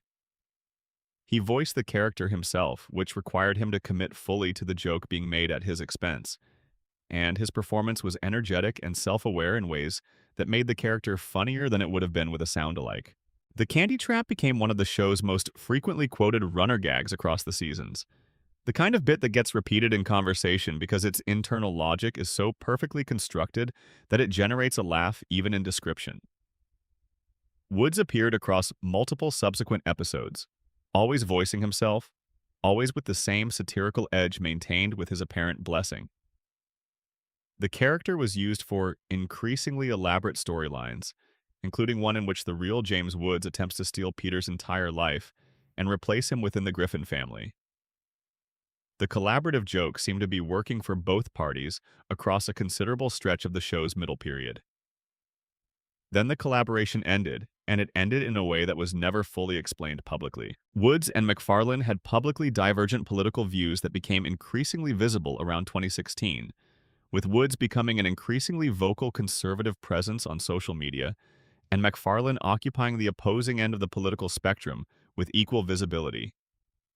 No official statement was ever issued by either party about the end of the working relationship. The character of James Woods simply stopped appearing in new episodes voiced by the actual James Woods.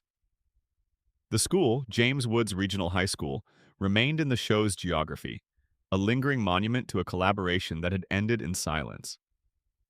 In 2017, the school was quietly renamed Adam West High School. Adam West had voiced the mayor of the show's fictional Rhode Island town across the show's entire run from the very beginning.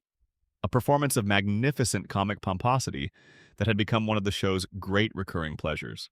West died on June 9th, 2017, and the renaming of the school was the show's way of honoring a performer it had genuinely loved working with across 16 years. The season 15 finale, titled Passenger, served as the show's formal farewell to the character and to the man, one of the most genuinely affecting things the show had produced in years. A demonstration that when the production cared deeply about something, the capacity to make an audience feel that care was still fully present and accessible.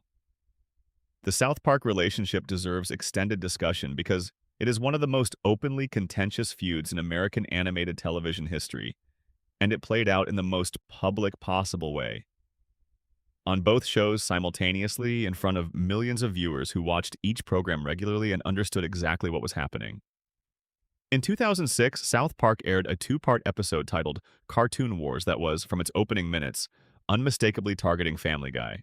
The episode depicted Family Guy as being written by a team of manatees who randomly selected plastic balls containing words from a swimming pool and constructed jokes by combining whatever balls they happened to select. The implication was that Family Guy's cutaway gag structure had no genuine creative intelligence behind it, that it was random association rather than craft, and that the show's enormous popularity was therefore a function of audience passivity rather than quality. Trey Parker and Matt Stone, South Park's creators, made no attempt to disguise the target of this critique and no attempt to soften it. The critique generated immediate and extensive public discussion about whether it was accurate, whether it was fair, and whether Parker and Stone were motivated by genuine aesthetic conviction or professional resentment of a competitor whose ratings were comparable to or exceeding their own. MacFarlane's response was measured and carefully worded in ways that prevented the exchange from becoming an open public conflict.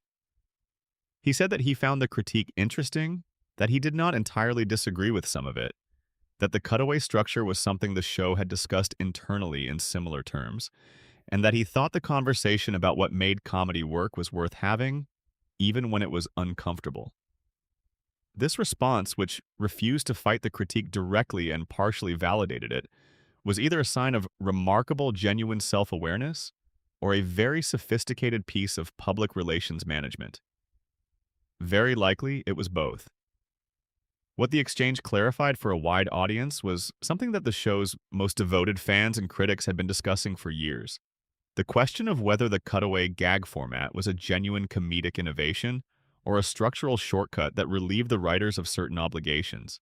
The argument for the defense was that the best cutaway gags in the show's history were brilliant, that the format created comedic possibilities unavailable in conventional narrative structure, that the show's willingness to abandon its own storyline in pursuit of a better joke was a form of creative honesty. The argument for the prosecution was that the format removed any obligation to develop characters or stories, that any uncomfortable moment could be escaped through a cutaway, and that a show that never had to face the consequences of its own premises had opted out of one of comedy's most important disciplines. Both arguments had real substance, and the show's history provided ammunition for both positions.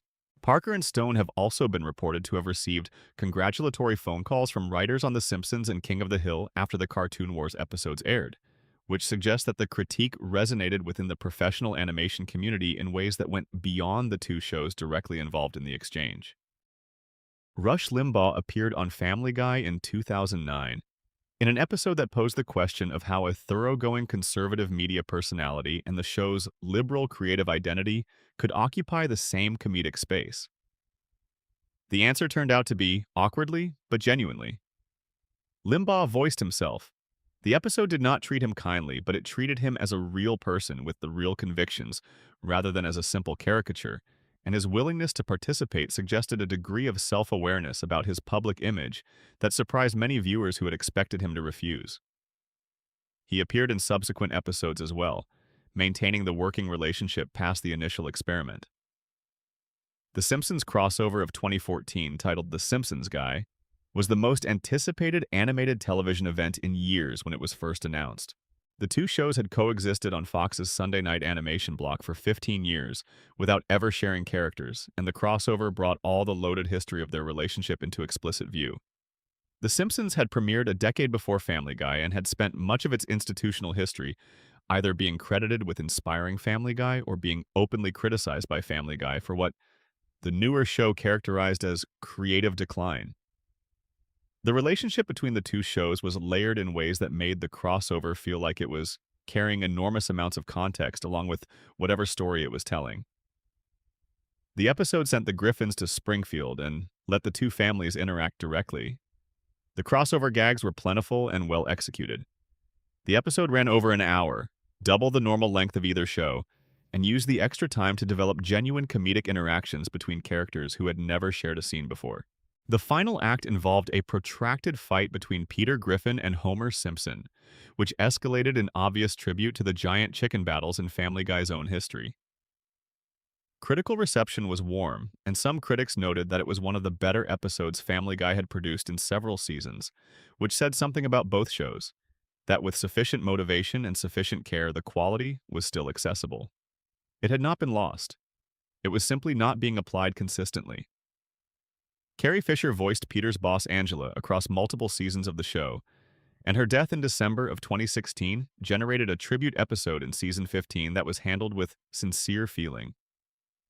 Fisher had been a genuine presence in the recording sessions, not simply a celebrity voice appearing once for a paycheck, but a regular contributor who had been involved with the show for years. The tribute to her was personal in the way that the tribute to Adam West was personal, coming from people who had actually worked alongside her and felt her absence in a concrete, rather than abstract way. The Sarah Palin controversy from 2010 is one of the most interesting examples of a celebrity attempting to use a Family Guy episode as a political moment, and discovering that the situation was more complicated than it appeared from the outside.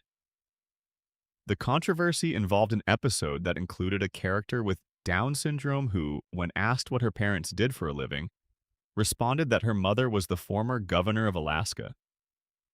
Palin, who has a son with Down syndrome, publicly objected to the portrayal and wrote about her feelings on social media in terms that framed the episode as an attack on her family and on people with disabilities generally. What followed significantly complicated the intended narrative. Andrea Faye Friedman, the actress who voiced the character with Down syndrome in the episode, and who herself has Down syndrome, issued a public statement in which she said that she found the episode funny rather than offensive, and that in her view, Palin's outrage was misplaced. Friedman said directly that she thought Palin needed to get a sense of humor. The statement undercut the framing that Palin had attempted to establish around the episode and shifted public attention from the show's alleged insensitivity to the question of whether Palin's claimed advocacy for people with disabilities was consistent with her response to an episode where a person with Down syndrome had spoken for herself. The political maneuver did not land the way it was intended. MacFarlane stayed relatively quiet during this exchange, allowing the situation to resolve itself through Friedman's statement, which was more effective than anything MacFarlane could have said directly in ending the controversy without conceding the premise that the episode had done something wrong. Section 9.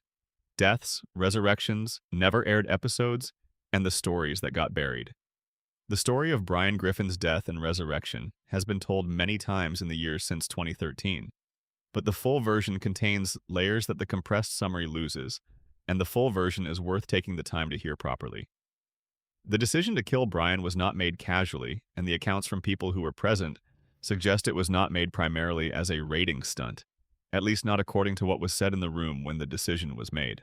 MacFarlane has said in subsequent interviews that the creative team wanted to do something genuinely unexpected, something that would demonstrate that the show was still capable of real surprise after 12 seasons of operation, that the established rules of its universe could still be broken in ways the audience had not anticipated and could not walk back from. The specific shape of Brian's death was chosen because Brian was the character the audience was most attached to, and therefore the character whose death would feel most real. A show that removes a character nobody particularly cares about has not actually done anything that requires courage. A show that removes the character everybody loves has taken a genuine creative risk with real potential consequences. The episode Life of Brian, which aired on November 24th, 2013, built the death into the middle of an otherwise structurally normal story. Brian was outside the Griffin house when a car struck him. The scene unfolded quickly, without the extended telegraphing that usually precedes significant events in television drama. There was no elaborate setup, no foreshadowing that a viewer not already anticipating the event would have recognized. The suddenness was deliberate. Real loss is sudden. Real loss arrives without the courtesy of announcement, without the narrative preparation that fiction usually provides. The show was attempting, in this specific moment, to produce something that felt like actual loss, rather than the managed, telegraphed version television almost always delivers. The family's grief was handled with specificity rather than generality. Stewie's reaction was its own separate, devastating thing. A child losing the one person who could hear his actual voice, the only bridge between his interior life and the world surrounding him, gone with the same abruptness that characterized every encounter with ordinary mortality. The replacement dog Vinny, voiced by Tony Sirico of The Sopranos, arrived within the same episode. The choice to introduce a replacement so quickly was deliberate. The contrast between what Vinny was and what Brian had been made Brian's absence feel specific and irreplaceable. Vinny was a good character, genuinely, but he was not Brian. The distance between him and Brian was the exact shape of what had been lost. Social media registered the event as though it were real. Petitions demanding Brian's return gathered tens of thousands of signatures within the first week.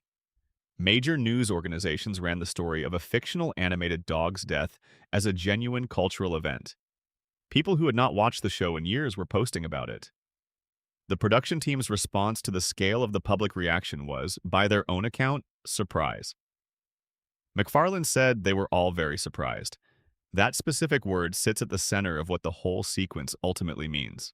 A creative team surprised by how much the audience cares about a character they built is a creative team that has become somewhat disconnected from what their work means to the people who receive it.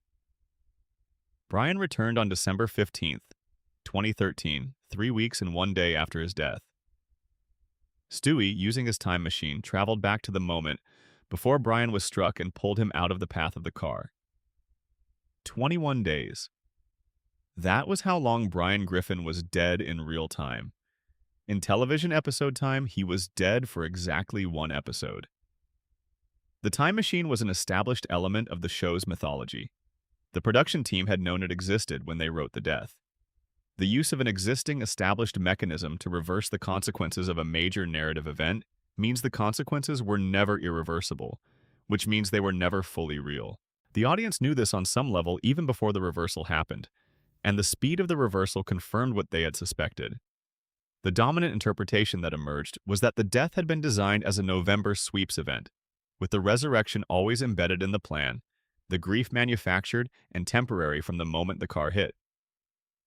Whether that reading fully captures the complexity of what was actually decided in the room is a genuine question. The show's track record with consequences by season 12 was mixed enough that the charitable interpretation required some effort to sustain.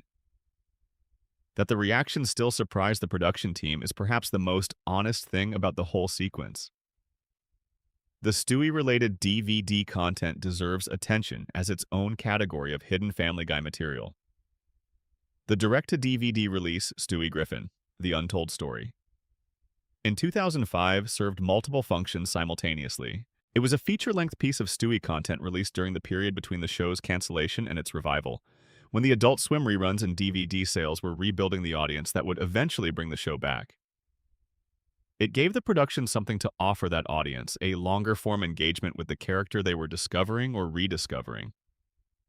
And it allowed the writers to tell a Stewie story on a canvas larger than a single episode would permit. The film depicted Stewie encountering what appears to be a future version of himself, a vision of the adult he might become that is decidedly ordinary. A man working a mundane job with none of the evil genius apparatus that had defined his infant identity. The encounter forces the question the show had always been circling around without quite landing on. What happens to the person who planned world domination when the world refuses to cooperate with those plans? When the genius meets reality and reality is simply not scaled to accommodate grand schemes? The film does not answer this question with full satisfaction, but it asks it more directly than the series itself ever managed. There are also episodes that were produced and then substantially altered before broadcast in ways the public has only partially been able to reconstruct. The most documented case involves an episode that originally ended with a different resolution to its central conflict. One that the standards review process deemed too dark for broadcast as written, resulting in a rewritten and reanimated final act that significantly changed the episode's meaning and emotional effect. The original ending was described in detail by a writer who worked on the episode in a later interview. It would have made the episode genuinely disturbing in a way the broadcast version was not. The rewrite produced a mediocre episode where a disturbing one had been. Whether mediocre was the appropriate trade for avoiding disturbing depends entirely on what you believe television comedy is for. There are several episodes from the original pre-cancellation run that were significantly edited between their original airing and their DVD release in ways that go beyond the standard removal of broadcast standards constraints. One episode was trimmed of a subplot that the production company determined was too specifically targeted at a real individual. Not a public figure in the traditional sense, but a person known within the professional animation community whose inclusion could have created legal exposure of the kind the production company preferred to avoid. The subplot was removed without any public acknowledgement that it had existed. The practice of running two simultaneous versions of jokes, one calibrated for the American cultural context and one calibrated for international distribution, is less discussed than the broadcast versus DVD version distinction, but equally real. The show aired across numerous international markets throughout its history, and certain gags built around specifically American political figures, cultural touchstones, or regional references either required replacement jokes for non-American distribution or simply became inert, losing all meaning when removed from the specific cultural context in which they were constructed. The international versions of certain episodes differ from the American versions in ways that create something like a parallel text, a secondary record of what the production team thought was universal versus what was local. The 15-minute demonstration reel that McFarlane created for the Fox pitch meeting exists and has circulated in limited ways among collectors of animation ephemera across the years since the show premiered.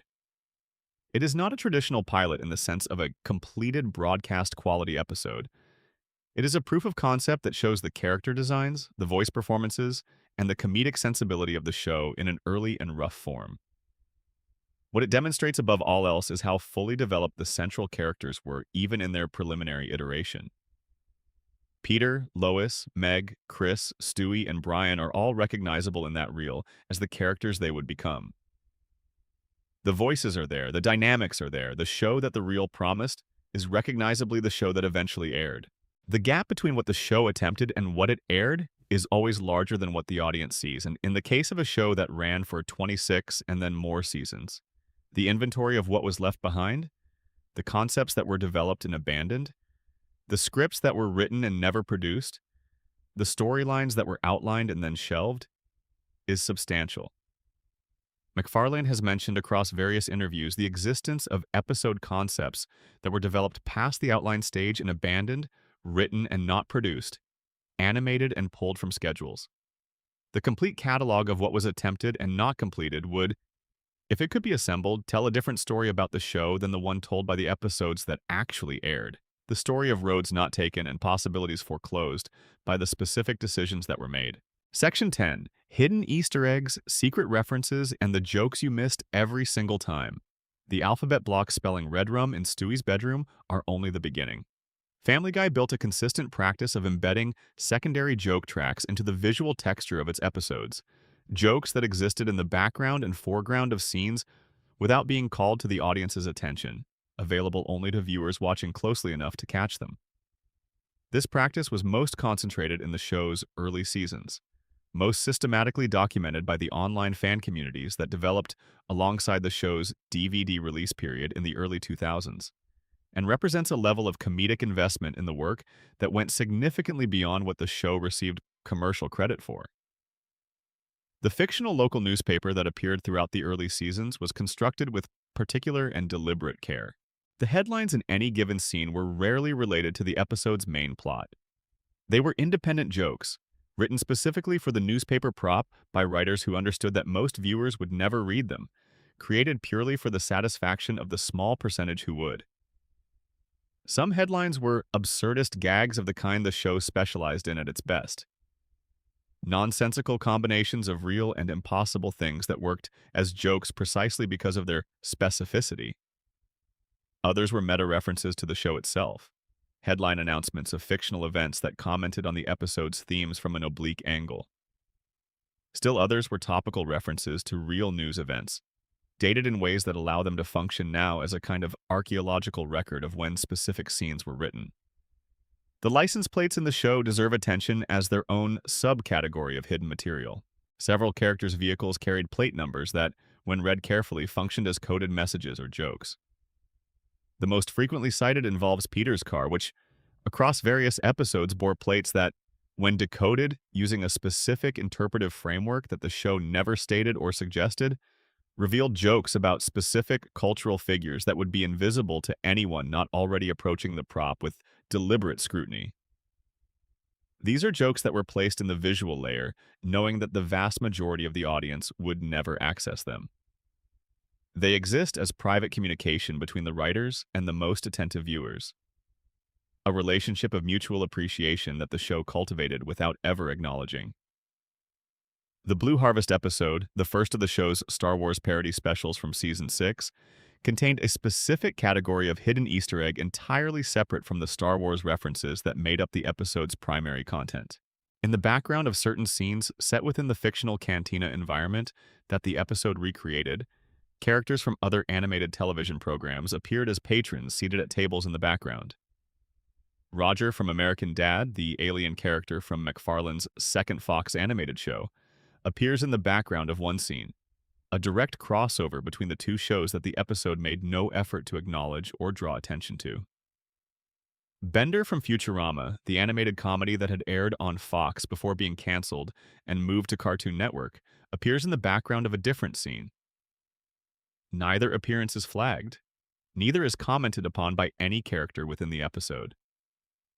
They simply exist in the background for viewers who are examining the background, quiet acknowledgments of a shared creative universe that the show was building without formally declaring. The DVD menus for the original season releases contained hidden content of their own, a tradition that was common in the DVD era when the physical format allowed for elaborate ancillary material that streaming has entirely eliminated from the distribution experience. Navigating the menus through specific button sequences unlocked content not accessible through normal browsing. Short animated clips, extended versions of gags from the episodes, table read footage, and occasionally entirely new material created specifically for the hidden menu sections. The logic of hiding this content behind navigation sequences meant that only viewers who were specifically looking for it would find it, which in the era before internet guides made the location of every hidden thing immediately available was a genuine discovery experience with the particular pleasure of genuine surprise. The Stewie weapon reveal scenes in the early seasons contained a specific kind of internal consistency that the show used as a secondary source of comedy that operated below the primary layer. When Stewie introduced a new weapon or device, he explained it. He explained it completely, with technical specificity, in the manner of someone who has spent considerable time on the engineering and wants the quality of the work to be properly recognized. These explanations were sometimes functionally accurate in ways that suggested genuine research by the writing staff. The description of how certain of his devices worked was consistent with real physics, real engineering principles, real technical vocabulary. This was not because the show was making any educational commitment. It was because the joke of Stewie's evil genius was funnier when the genius was real within the show's own terms. When the weapons were not simply magical hand-waving, but were actually plausible given certain impossible preconditions about what a one-year-old could know and build. The Holden Caulfield gag appears in a background scene in a third-season episode and requires familiarity with a very specific piece of J.D. Salinger biography to appreciate fully. Salinger was famously and aggressively protective of his literary character's intellectual property, refusing all requests for stage adaptations and derivative works based on The Catcher in the Rye across decades of requests. A background character in the episode appears to be attending a theatrical production clearly based on the novel, in direct violation of an intellectual property situation that most people watching would not have known existed.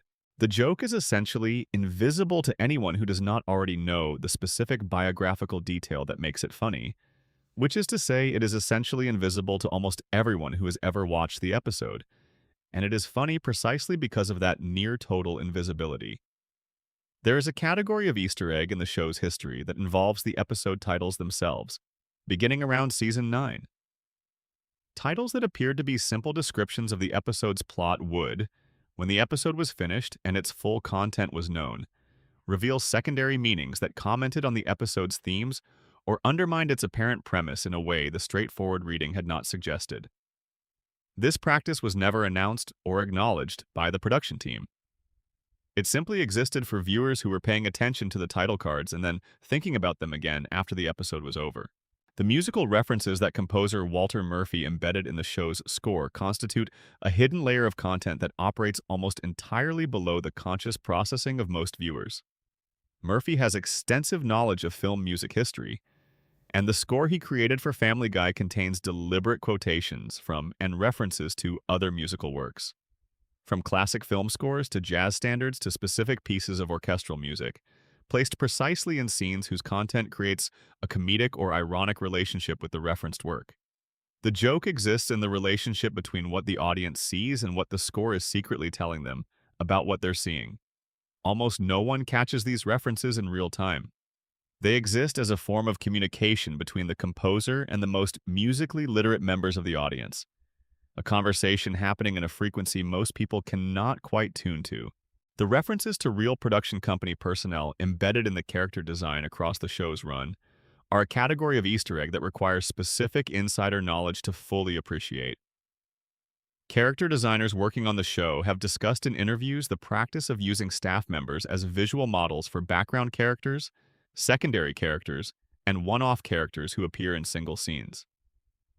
This practice is common across animation production as a practical shortcut, but Family Guy extended it into a running joke that embedded recognizable likenesses of writers, animators, and production staff throughout the show's visual world. The people who appeared in it could catch themselves. The audience generally could not, without knowing who those people were. The most systematic category of hidden material in the show's later seasons involves a practice that has been described by several former writers as deliberate, but that was never formally codified. The placement of jokes that would only become funny in retrospect, after something the episode was quietly predicting or commenting on had come to pass. These were not predictions in any meaningful sense. They were observations about tendencies and trajectories that the writers could see from inside the industry that the general audience could not yet see from outside it. When the thing the joke was quietly pointing at eventually happened, the episode containing the joke became funnier than it had been on first broadcast, though only to viewers who went back and rewatched it knowing what to look for. The visual gag in one early episode that depicts the show's own production process, a brief moment where the animation cell itself seems to slip or go slightly wrong before correcting itself, was placed deliberately as a reference to the specific animation studio that was producing that particular batch of episodes, which had been having quality control issues that the production company was in ongoing conversations about. The gag meant nothing to anyone watching the episode. It meant something very specific to everyone involved in producing it. Section 13. Meg Griffin, the most human character. The show turned into a target. If you wanted to understand what happened to Family Guy in a single character's arc, you would not look at Peter, whose decline involved a specific and traceable shift from lovable to cruel. You would not look at Stewie, whose transformation was a deliberate creative choice made with a rationale that the writers were explicit about. You would not even look at Brian, whose story is the saddest because it involves the greatest original promise. You would look at Meg Griffin because what happened to Meg is the clearest possible demonstration of what a writing room will do to a character when the character is given no one to advocate for her.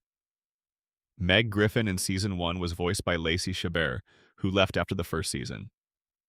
Mila Kunis took over the role beginning with Season 2 and has voiced the character ever since, bringing to Meg a specific quality of plaintive frustration that gave the character more emotional reality than the scripts consistently deserved. In those first 3 seasons, Meg was the ordinary one. In a house containing a criminal mastermind in a diaper, a talking philosopher dog, a mother managing everything by herself, and a father who attracted catastrophe, the teenage girl who simply wanted to fit in at high school was always going to feel comparatively invisible. The joke of early Meg was recognition, the comedy of the ordinary in the midst of the extraordinary. Every teenager who ever felt overlooked in their own loud and vivid family could find something real and recognized in her situation, and the show handled that recognition with some genuine care. The first major shift came around Season 4, after the show's revival. The jokes about Meg stopped being about her ordinariness and started being about her ugliness. Characters began making explicit comments about her physical appearance in ways designed to make the audience understand that Meg was not simply boring, but was additionally unattractive in ways that justified the treatment she received. This was a meaningful change because it moved the jokes from something Meg could theoretically change, like being more interesting or more confident, to something she had no control over. You cannot change the face you were born with. Making fun of a character for being ordinary is one kind of comedy. Making fun of a character for existing in the body they were given is a different and crueler kind of comedy, and the show descended into it with a speed that suggested the writing room had not thought carefully about what it was doing. By the middle seasons, Season 8 through Season 14 approximately, the treatment of Meg had become one of the most discussed aspects of the show among its own audience, and the discussion was not flattering. Peter would make explicit comments about wishing Meg did not exist. The family would refer to her in terms that removed her humanity rather than simply diminishing her status within the household. The show began using Meg as a vehicle for jokes that required the audience to accept a specific premise: that some people are simply beneath dignity, that some people deserve what is done to them, that the appropriate response to a person's suffering is laughter at their expense rather than any recognition that the suffering is real. The most controversial episode in this entire storyline is the Season 10 episode Seahorse Seashell Party. The episode traps the Griffin family in the house during a hurricane and uses that confinement to produce Meg's most direct confrontation with her family's treatment of her. She stands up. She tells her father what kind of person he is with a specificity and accuracy that the show itself had been demonstrating for years. She tells her mother. She tells her brothers. She delivers, for a moment, exactly the reckoning that years of watching the character absorb abuse had made the audience want to see. And then the episode takes a turn that fans were not prepared for, and that has been discussed critically ever since. After Meg's confrontation, the rest of the family turns on each other. Without Meg as their shared target, the family's dysfunction has nowhere to go, and it begins to destroy itself. The episode ends with Meg voluntarily returning to her role. She tells Brian that she understands now that absorbing the family's abuse is her function. She accepts it. She goes back. The episode frames this as an act of love and maturity on Meg's part, a selfless sacrifice that keeps the family from falling apart. The message this episode sends, whatever its intentions, is that victims of abuse should accept their role because their suffering serves a stabilizing function for the people abusing them. It says that standing up for yourself is selfish when the people you are standing up to depend on your submission. It says that the correct response to years of mistreatment is to return quietly to being mistreated so that nobody else has to deal with the consequences. Whether the writers intended to send that message is genuinely unclear. That the message is present in the episode is not. The show did eventually pull back from the most extreme Meg abuse, beginning around season 14 and continuing more definitively from season 22 onward. The addition of more women to the writing staff has been credited by people who worked on the show as the primary cause of this shift. Meg began getting episodes where she was competent. She began fighting back. She began being given stories where her perspective was the one the audience was meant to inhabit, rather than the one the audience was meant to laugh at from a safe distance. These episodes demonstrated something that should have been obvious from the character's design. Meg Griffin is actually the most sympathetic and the most human person in the Griffin household. She is a teenage girl who wants to be loved by her family and accepted by her peers. Those are not comic desires. They are human desires. And a show that had spent a decade treating them as punchlines had been doing something worth examining carefully. Mila Kunis, in various interviews across her career, has addressed the experience of voicing a character who became a target of sustained mockery. She has described instances of people repeating dismissive phrases associated with the character to her in real life, as if the fictional cruelty that surrounded the character had become a template. They felt entitled to apply to the real woman who gave the character her voice. The fictional cruelty bled into reality in a specific and uncomfortable way, and Kunis's accounts of these interactions are among the most honest documents of what the show was actually producing in its audience during those seasons. The show's treatment of Meg is ultimately a story about the risks of comedy that requires a victim, about what happens when a writing room decides that one character exists to absorb punishment, and about how long that dynamic can run before it becomes something other than comedy. The show ran it for approximately 10 seasons before the institutional changes within the production began to correct it. 10 seasons is a long time. The character deserved better from the beginning, and the show eventually, imperfectly, and incompletely acknowledged that. The acknowledgement came later than it should have, and the damage to the character took longer to repair than the damage took to inflict. That asymmetry is one of the show's genuine creative failings. Section 14. The cutaway gag. Comedy's greatest tool and how it became a crutch. There is a difference between a comedic tool and a comedic dependency, and that difference is not always visible while it is happening. The cutaway gag is the most identifiable element of Family Guy's comedic identity, the feature that distinguishes it from every other animated program in American television history.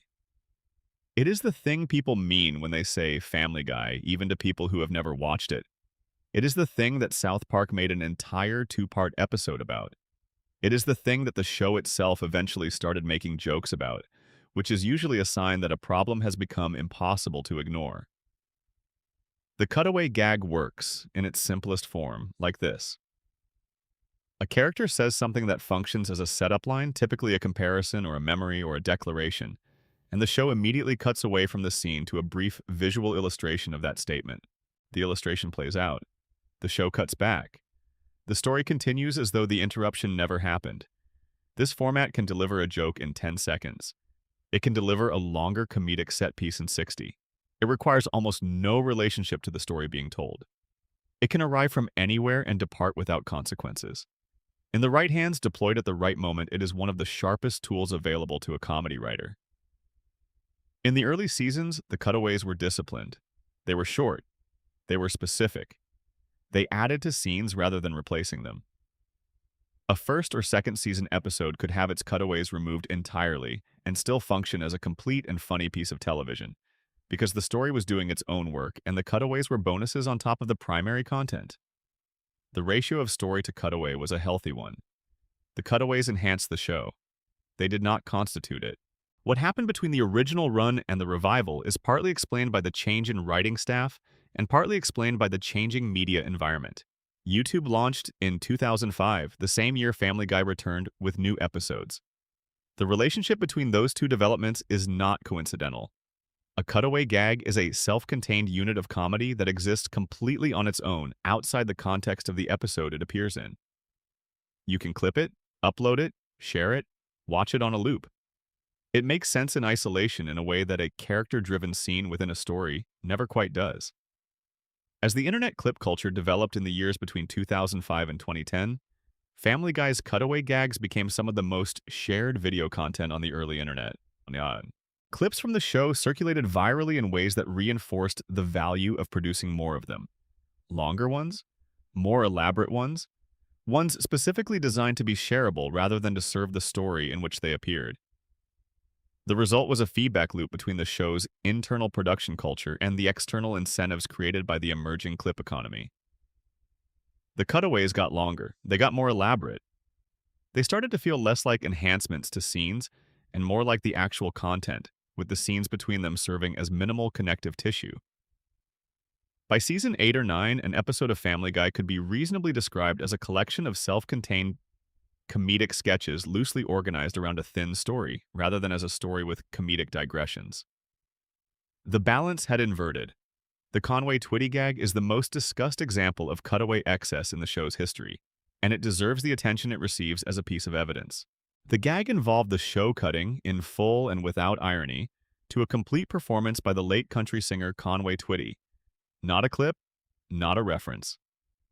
A full, unedited musical performance that would run for several minutes of airtime, while the episode's story was frozen in place waiting for it to finish. The joke, such as it was that the show was playing a Conway Twitty song instead of doing comedy. The first time it appeared, its sheer unexpectedness gave it a kind of anarchic energy. The subsequent appearances across multiple seasons revealed that the show had decided this was a thing it could do, a slot in an episode it could fill with a country music performance, and that this constituted acceptable television. Critics pointed to the Conway Twitty bits as symptoms of a production that had lost the discipline required to fill its runtime with genuine comedy and had found instead a reliable way to pad episodes without producing anything that required creative work. Whether that assessment is entirely fair is debatable. The bits had a specific logic of their own, but they became symbols because symbols require something to attach to, and the Conway Twitty performances gave critics a concrete target when they wanted to talk about the show's relationship with its own airtime. The show eventually turned its awareness of the cutaway problem into content, which is a characteristically Family Guy way of handling a problem. Make a joke about it rather than address it. In the season 10 episode Back to the Pilot, Brian and Stewie travel back in time to the very first episode and observe themselves watching a cutaway, standing around in a kind of temporal limbo waiting for the gag to finish, with nothing to do and nowhere to go. The episode acknowledged the structural problem the format created, that the characters were not present in the cutaway scenes in any meaningful sense, that they existed in a kind of suspension while the tangential content played out. It was a funny observation. It did not change the behavior that made the observation necessary. The critical insight about the cutaway problem, when you step back far enough to see the whole shape of it, is this. The format produces a specific kind of audience engagement that feels like entertainment but is not quite the same thing. Watching a series of clever, unconnected gags is pleasurable in the moment. It is stimulating. Each gag lands and there is a brief period of satisfaction and then the next one arrives. But it does not produce the slower, deeper engagement that comes from following a story through its complications and caring about what happens to the people in it. It does not produce the feeling of having been somewhere and returned. The early seasons could produce that feeling. The later seasons rarely could, because the cutaway dominance had made it structurally impossible to spend enough time in any story to build the investment that would make its resolution feel meaningful. That is perhaps the cutaway problem in its most essential form. Not that the jokes were bad, many of them were very good, but that the format made it impossible to care about anything beyond the jokes. And a show you cannot care about, however funny its individual moments, is a show that will eventually lose you, because the human need to care about something is more durable than the human need to laugh at something. Section 15. Seth MacFarlane steps back. The creator and his creation grow apart. There is a pattern that appears with enough consistency across the history of television to qualify as something like a law. The show that the creator built is always different from the show that the creator's successors run. And the difference is not simply a matter of quality, but of identity. The original show carries the specific fingerprints of the person who invented it, who understood it from the inside because they built it, who could look at any given creative decision and know whether it was right or wrong for this particular thing they had made. The successor show is competent. It knows the rules, it follows the established patterns. But it does not know the reason for the rules the way the person who wrote them did. MacFarlane stepped back from active day-to-day involvement in Family Guy around 2011. This was not a departure. He continued to voice all four of his central characters for every episode, which meant he was in the recording booth regularly, hearing the material, performing it, aware of it in a functional sense. But the writing, the story planning, the moment-to-moment creative oversight that had characterized his role in the early seasons, all of that was handed off. The showrunning duties passed to Rich Appel and Alex Sulkin, both of whom had been with the show for years and knew its world in intimate detail. What they did not have, and what could not be transferred, was the original instinct. MacFarlane knew on a level that preceded conscious analysis when something was right for this show and when it was not. He knew when a joke was too mean. He knew when a story was going somewhere the show should not go. He knew when a character was being used in a way that violated the essential truth of who they were. These are not rules you can write down and hand to someone. They are calibrations that develop through years of building something from nothing, of making thousands of small decisions and living with their consequences, of learning through experience what this particular thing requires. When MacFarlane left the room, those calibrations went with him. What remained was excellent craftsmanship in the service of a vision that was now being executed rather than lived. The other projects that occupied MacFarlane after his partial departure from Family Guy's day-to-day operations tell their own story. The 2012 film Ted, a comedy about a man whose childhood teddy bear came to life, earned over $500 million worldwide and demonstrated that MacFarlane's comedic sensibility could translate successfully from animation to live action. Ted 2 followed in 2015. The Orville, a science fiction ensemble drama with comedic elements, premiered on Fox in 2017 and later moved to Hulu, where it found a devoted audience. A live-action Ted prequel series launched on Peacock in 2024. MacFarlane was also a serious recording artist, releasing multiple albums of big band standards and jazz material. He was one of the most comprehensively busy people in Hollywood, and Family Guy was one item on a very long list. None of this reflects poorly on MacFarlane as a person. Creative people have the right to pursue new opportunities. They have the right to grow beyond the thing that first made them visible. They have the right to become more than one thing. But the impact on Family Guy was real because what the show lost when MacFarlane reduced his involvement was not just creative oversight in the abstract. It lost the specific intelligence that had built the show, the intelligence that knew this world from the inside, that understood why the early seasons worked, and what would be required to maintain that quality as the show aged. MacFarlane's relationship with Fox became increasingly complicated across the middle and later period of the show's run. He is a politically liberal person who had been open about his views across his public career. Fox, the broadcast network, is institutionally connected to Fox News through their shared parent company, and MacFarlane was increasingly uncomfortable with that association. In 2021, he posted publicly on social media that commentary on Fox News made him wish Family Guy was on any other network. He compared his situation to being in a marriage that both parties knew was not working anymore, but that neither party had yet formally ended. This was not a private frustration expressed in a private moment. It was the creator of one of Fox's longest-running shows publicly declaring his preference for being somewhere else. In 2020, MacFarlane signed a deal with NBC Universal, reported to be worth approximately $200 million over 5 years. This moved his production company away from the Fox ecosystem into the Comcast family of networks and studios. His newer projects were being made for platforms that had nothing to do with Fox. He was building his future elsewhere, and Family Guy was the thing keeping him connected to a network he had publicly said he wanted to leave.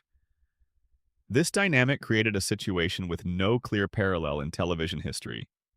The creator of a show that was still in active production had publicly expressed his desire to be on another network, was building his primary creative relationships elsewhere, was still contractually voicing the characters but was not creatively steering the show, and had described the show's continued existence primarily in terms of financial utility and audience demand rather than creative passion or artistic purpose. When he was asked in interviews why Family Guy was still going, his answers referenced the fact that it made people happy, that it funded causes he cared about like environmental conservation, that it had reached what he called escape velocity, a point of longevity at which there was no particular reason to end it unless the audience stopped caring. These are reasonable positions.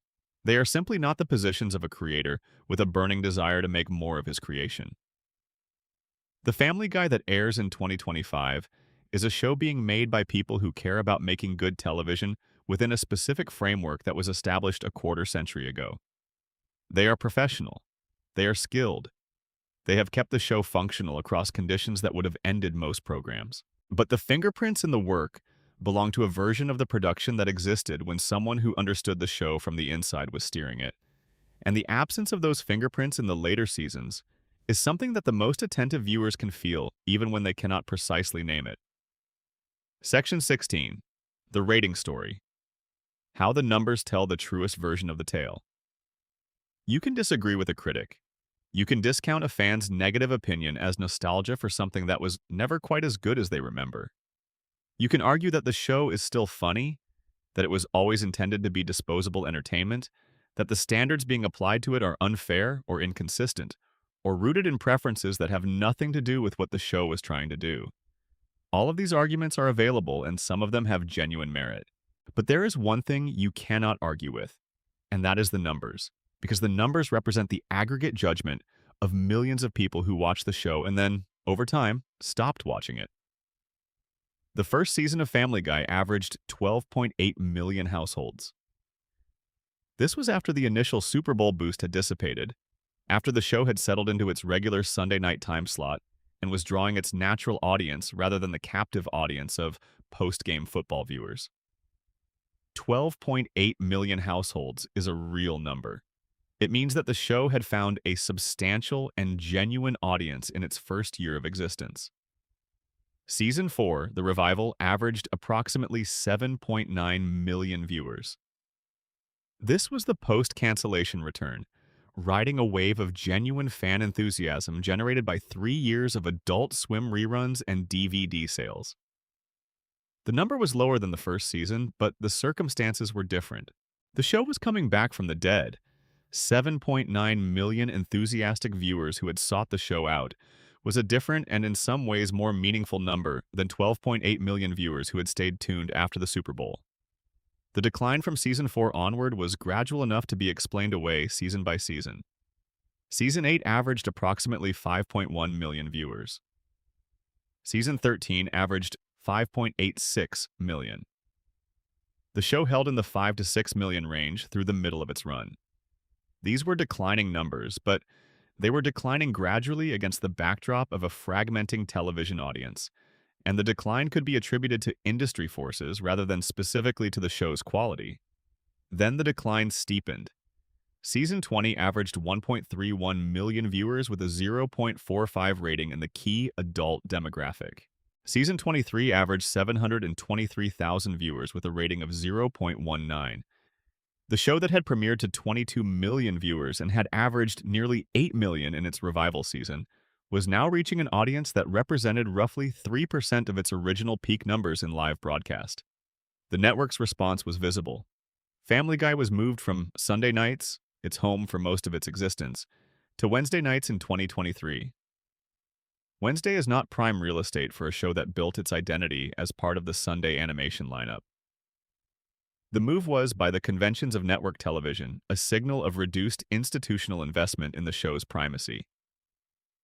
The show continued to be renewed despite these numbers because the economics of animated television are fundamentally different from the economics of live-action programming. Animated shows are less expensive to produce per episode. They generate revenue through reruns, streaming licensing, merchandise, and international distribution in ways that are not captured in the live broadcast ratings. Family Guy's streaming numbers on Hulu and its cable rerun audience represent a larger and more economically significant slice of its total value than the live broadcast numbers suggest. The show persists because the total economic package it represents still makes sense for the network, regardless of what the overnight ratings say. This is the most honest possible summary of where the show stands. It is a profitable enterprise with a declining live audience, a stable streaming and rerun audience, and a creator who has described its continued existence primarily in financial and charitable terms. It is a show that was once a genuine cultural event and is now a reliable commercial product. Both of those things are true simultaneously, and neither negates the other. The show was brilliant, and then it was good, and then it was adequate, and now it is reliable. Reliable is not nothing, but it is not what it was. Section 11. Seth MacFarlane's September 11th. The 10 minutes that changed everything. On the morning of September 11th, 2001, Seth MacFarlane was supposed to be on American Airlines Flight 11 from Boston's Logan Airport to Los Angeles.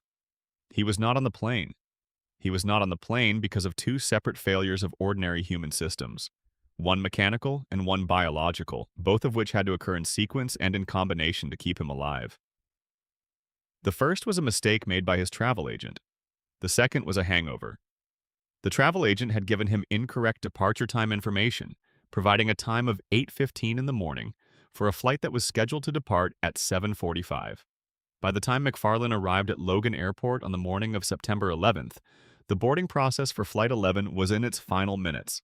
His name was on the passenger manifest. His seat was booked and assigned. He had a ticket for the flight. Under normal circumstances, he might still have made the gate. But MacFarlane had been at a function the night before in Boston, and the function had gone late in the way that functions attended by 27-year-old entertainment professionals tend to go late. He had drunk. He had drunk enough that on the morning of September 11th, he was moving at the particular pace of someone whose body is engaged in the quiet emergency of processing the previous night's choices. He was slower than he would normally have been. He arrived at the gate to find that it had closed. He was at Logan Airport's departure terminal at approximately 7:45 in the morning on September 11th, 2001, sitting with his luggage and his hangover somewhere near the gate for a flight that was, at that precise moment, beginning its final taxi toward the runway. He did not know this. He was absorbing the news that he had missed his connection, sorting through whatever the next available option was. American Airlines Flight 11 left Boston Logan at 7:59 that morning, 14 minutes after the time that was printed on his incorrect itinerary, 26 minutes after the actual scheduled departure. At 8:46 in the morning, the plane was deliberately flown into the North Tower of the World Trade Center by a hijacking team that had boarded it at the airport where MacFarlane was sitting. MacFarlane has told this story many times in the years since 2001, and the telling has been remarkably consistent across those tellings. He has not embellished it. He has not expanded its details in ways that would make it more dramatic than it already is, never added elements that would make the near miss more cinematic or more freighted with retrospective meaning. He recounts it flatly and precisely, like a man who has made peace with the fact that there is nothing he can say about it that would be adequate to what it represents, and has therefore chosen to simply say what happened. There is an element of the story that receives less attention than the bare facts of the near miss, which is what the minutes immediately after the plane departed looked like from MacFarlane's position inside the terminal. He was sitting in the airport, having been told he was too late. He was there when news began filtering through the terminal that something had happened in New York. He was there when the full scope of what was happening became clear. He was sitting in the departure terminal of the airport where the hijackers had boarded when he understood that the plane he had missed was the plane that had done it. He has described a conversation with a bartender at an airport bar, a woman who poured him a shot and did not charge him for it after the situation became clear. The transaction was wordless in the way that certain human communications are wordless. Two people in the same location at a moment when language is genuinely inadequate, and the only honest gesture available is to offer another person something to hold in their hands. MacFarlane's assistant at the time has also described a version of events that adds another dimension to the sequence. The assistant had been handling logistics for the trip and was aware of both the correct and incorrect departure times, and therefore had information that would have gotten MacFarlane to the airport on time if it had been communicated correctly and received clearly. The gap between the information the assistant had and the information MacFarlane received was approximately 20 minutes. Those 20 minutes contained the difference between catching the plane and missing it. The assistant has expressed, in subsequent accounts, a specific and lasting form of distress about their role in the sequence of events. MacFarlane has been consistent in his public statements about having no negative feelings toward anyone involved. The travel agent sent a gift basket afterward. This detail is not embellishment. MacFarlane has mentioned it in the same flat, factual tone in which he mentions every other element of the story. a gift basket arriving some days after the event, as an acknowledgement of an error and its consequences that could not be fully acknowledged in any other form. The inadequacy of a gift basket as a response to the information that your mistake may have saved a person's life is so complete that it exists beyond any irony available in language. It simply is what it is, a human gesture in the face of something that exceeded human scale. There is an American Airlines passenger manifest question that has been discussed in connection with McFarlane's name over the years since 2001. The official manifest of passengers on Flight 11 has been examined by multiple parties, and accounts of whether McFarlane's name appears on it as a booked passenger have differed across different tellings and different sources. McFarlane himself has consistently said that he had booked the seat and been ticketed for the flight. Airline records from that period are not fully publicly available in forms that would allow complete verification of individual booking histories. The specific question of what appears on what official document is ultimately less relevant than the documented fact that McFarlane was at that airport on that morning with a ticket for that flight and arrived too late to board it. McFarlane has declined, across more than 2 decades of discussion of this event, to describe what happened to him as evidence of divine intervention, of fate, of the universe operating according to a plan that preserved the certain lives for reasons. He is not a person of religious conviction in the traditional sense, and he has been consistent about not interpreting the near miss through a framework that would require that kind of belief. What he has said, in different formulations across different contexts and different interviewers, is something more agnostic and more honest.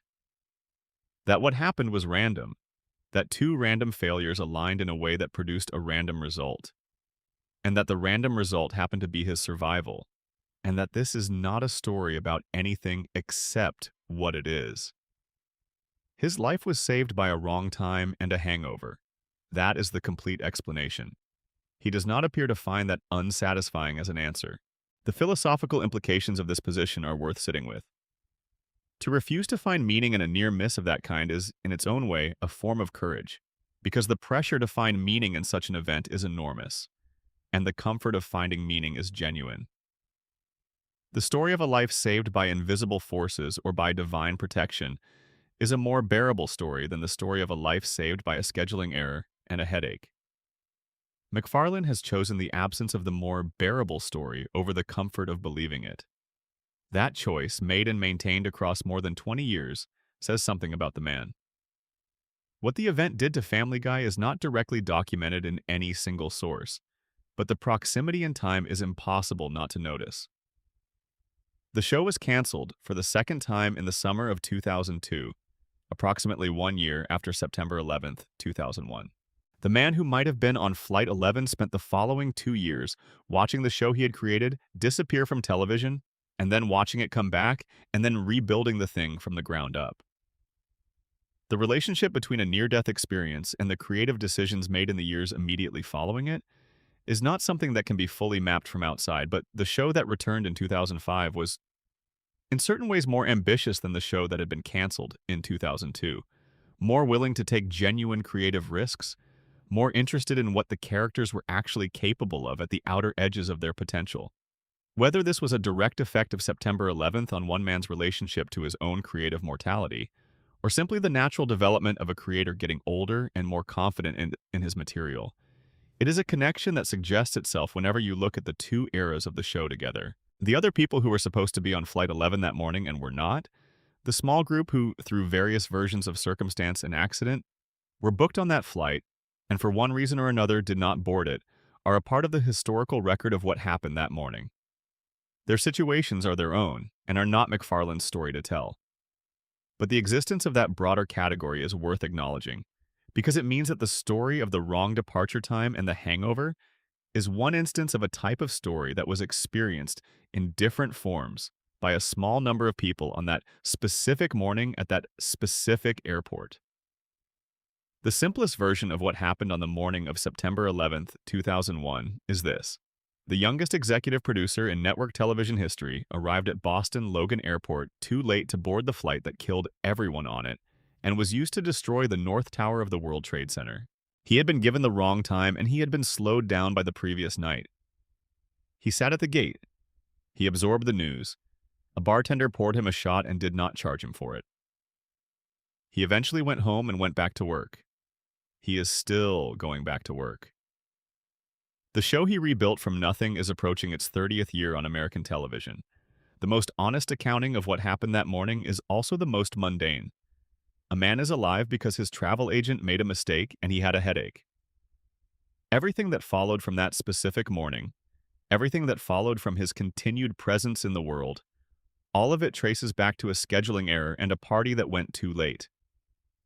That is the complete and unembellished story. It does not need anything added to it. Section 12. The legacy. What Family Guy gave to comedy, what it cost, and where it stands now. In April of 2025, Fox announced that Family Guy had been renewed through its 27th season, which will carry the show into the broadcast year of 2028 and 2029. This is not a normal piece of television news. A show that premiered in January of 1999 that was canceled twice in its first 3 years of existence, that was resurrected by DVD sales and late-night cable reruns, that has outlasted virtually every competitor and contemporary, every structural shift in the television industry, every prediction of its eventual irrelevance, is still on the air and still contracted to produce new episodes for at least 3 more years from the time of this recording. The journey from 22 million viewers on the night of Super Bowl 33 in 1999 to the current reality of American television is a journey that requires honest accounting. Viewership for Family Guy in recent seasons has settled in the range of roughly 700,000 to 1 million for live broadcast, a fraction of the audience that watched the show in its peak years. Season 23 averaged approximately 723,000 viewers with a rating of 0.19 in the key adult demographic that advertisers have historically used to price commercial time. By the raw broadcast numbers, the show that once competed at the top of primetime television is now producing episodes that are watched live by fewer people than attend a large college football game. This decline is not specific to Family Guy, and it would be genuinely misleading to present it as though it were. It is a function of the complete restructuring of how people consume television, the fragmentation of attention across streaming platforms, cable channels, social media, and digital distribution systems that has made traditional network ratings essentially obsolete as a measure of a show's actual cultural footprint. A show with 700,000 live viewers on Fox in 2025 may reach multiples of that number through streaming playback, DVR delay, international distribution, and clip culture. The measurement system that once told you what a show was worth no longer measures what a show is worth, because what a show is worth has changed in ways the measurement system was not built to capture. What Family Guy gave to the grammar of American comedy is specific and significant, and somewhat difficult to fully separate from the question of what it also took away by giving it. The cutaway gag format, which the show either invented or dramatically popularized depending on your historical accounting, fundamentally altered what animated comedy was allowed to be. Before Family Guy, the dominant model for primetime animated comedy was the model The Simpsons had established. A story with a beginning, a middle, and an end, developed through character interaction within a consistent world, producing comedy through the relationship between character and situation. The Simpsons at its best was a masterwork of this form, capable of producing genuinely moving television alongside genuinely brilliant comedy because it had taken the time to build characters whose lives had real weight and real consequence. Family Guy proposed a different contract. The story was a scaffolding, a minimal structure on which to hang jokes. The jokes did not need to emerge from character or situation. They could arrive from anywhere, reference anything, leave without consequence, and the story would continue as if they had never happened. The freedom this created was real, and the results, at the show's best, were extraordinary. Some of the funniest moments in the history of American television comedy live inside Family Guy episodes.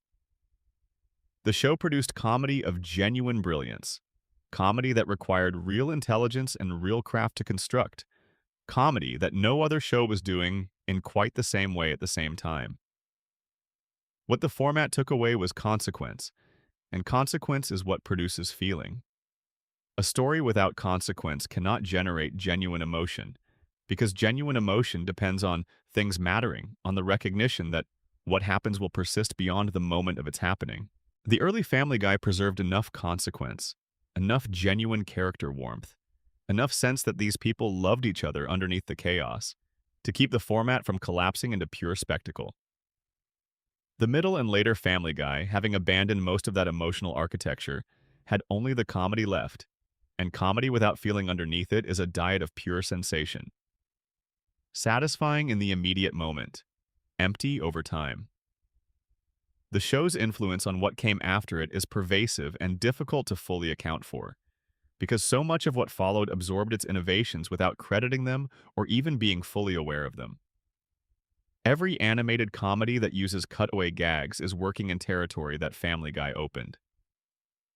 American Dad, the second McFarlane Fox animation, used the same structural toolkit and the same network relationship to build something that most critics now consider to have surpassed its parent show in consistency and creative ambition. Bob's Burgers, Archer, Rick and Morty, the landscape of animated comedy that followed. Family Guy looks the way it looks partly because of what Family Guy established was possible, and partly because of what Family Guy demonstrated could go wrong. The American Dad comparison is the closest thing to a controlled experiment the McFarlane creative universe has produced. And it deserves extended attention because what it reveals is genuinely important. Both shows share a creator, a network, a production company, a visual style, and a structural approach to comedy. American Dad premiered in 2005 as part of Family Guy's revival period. The initial critical assessment was near universal. American Dad was a lesser version of Family Guy, a show with less edge and less cultural presence that would probably not sustain past its first season. Nobody was arguing for American Dad in 2005. It existed in Family Guy's shadow. What happened instead was a slow reversal over approximately 5 years. American Dad found its voice gradually and then completely. The show developed a specific and singular creative identity, a willingness to take its central premises seriously in ways that produced genuine absurdism rather than random reference. A commitment to its characters' internal logic that made their behavior consistently surprising and consistently earned. The show about the CIA agent became one of the strangest and most consistently funny animated programs on American television in its middle seasons. The critical consensus shifted. American Dad had outgrown and outperformed the show that had given it its network slot. This reversal says something about the nature of creative legacies that is worth sitting with carefully. Family Guy created the space in which American Dad could exist, and then American Dad used that space to become something that reflected back on Family Guy the costs of the specific creative choices Family Guy had made. The second attempt, outperforming the first, is a complicated story, because it carries within it an implicit question about what the first could have become if different choices had been made. American Dad's consistency across its run is evidence that the decline of Family Guy was not inevitable. It was the product of specific decisions. That is not a comfortable thing to acknowledge about a show you love, but it is true. The show's contribution to internet culture cannot be overlooked when accounting for what it meant. Family Guy arrived at exactly the moment when internet culture was developing the specific vocabulary of the reaction clip, the repurposed reference, the brief comedic moment taken out of context and applied to situations its creators could not have imagined. The show's cutaway format, its hundreds of brief, self-contained comedic set pieces, was perfectly structured for this kind of appropriation. Family Guy clips became a vocabulary element of internet communication in the first decade of the 21st century, a shared reference point that crossed demographic lines because the show's audience was broad enough to include almost everyone who watched primetime television. When someone in an online conversation referenced something as being like a Family Guy cutaway, everyone in the conversation knew exactly what they meant. That kind of cultural shorthand is built from something real. The Emmy nomination history of the show is complicated and somewhat reflects the institutional ambivalence of the television industry toward its own most commercially successful products. The show received a historic Primetime Emmy nomination for Outstanding Comedy Series in 2009, the first time an animated program had received that specific nomination since The Flintstones in 1961. The show did not win. It has received nominations across its run in various categories, but comparatively few wins for a show of its longevity and influence. McFarlane's comments on the award history have been consistently dry, suggesting neither expectation nor particular distress at the absence of recognition. TV Guide ranked the show as the ninth greatest television cartoon of all time in 2013. That is a ranking awarded to a show that was already well into its decline by the time the ranking appeared. The timing says something about how abruptly institutional recognition moves relative to creative reality. The question of what Family Guy ultimately means, of what it will be when sufficient distance has accumulated for us to see it clearly, is still open and may remain open for a generation. It was not The Simpsons, it was not South Park. It was its own specific and unrepeatable category of thing.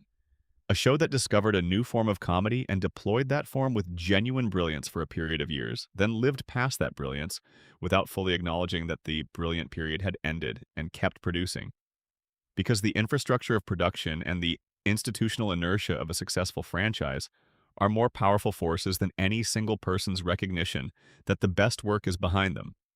There is a version of Family Guy's history in which the show ran for 3 seasons, was canceled, was never revived, and the best episodes from those 3 seasons became cult objects passed around by people who cared about animated comedy, referenced in the way that certain canceled shows are referenced by their devoted admirers as evidence of what television failed to appreciate. In that version, Family Guy is a pure thing, unspoiled by its own longevity, preserved in its best form. That is not the version that happened.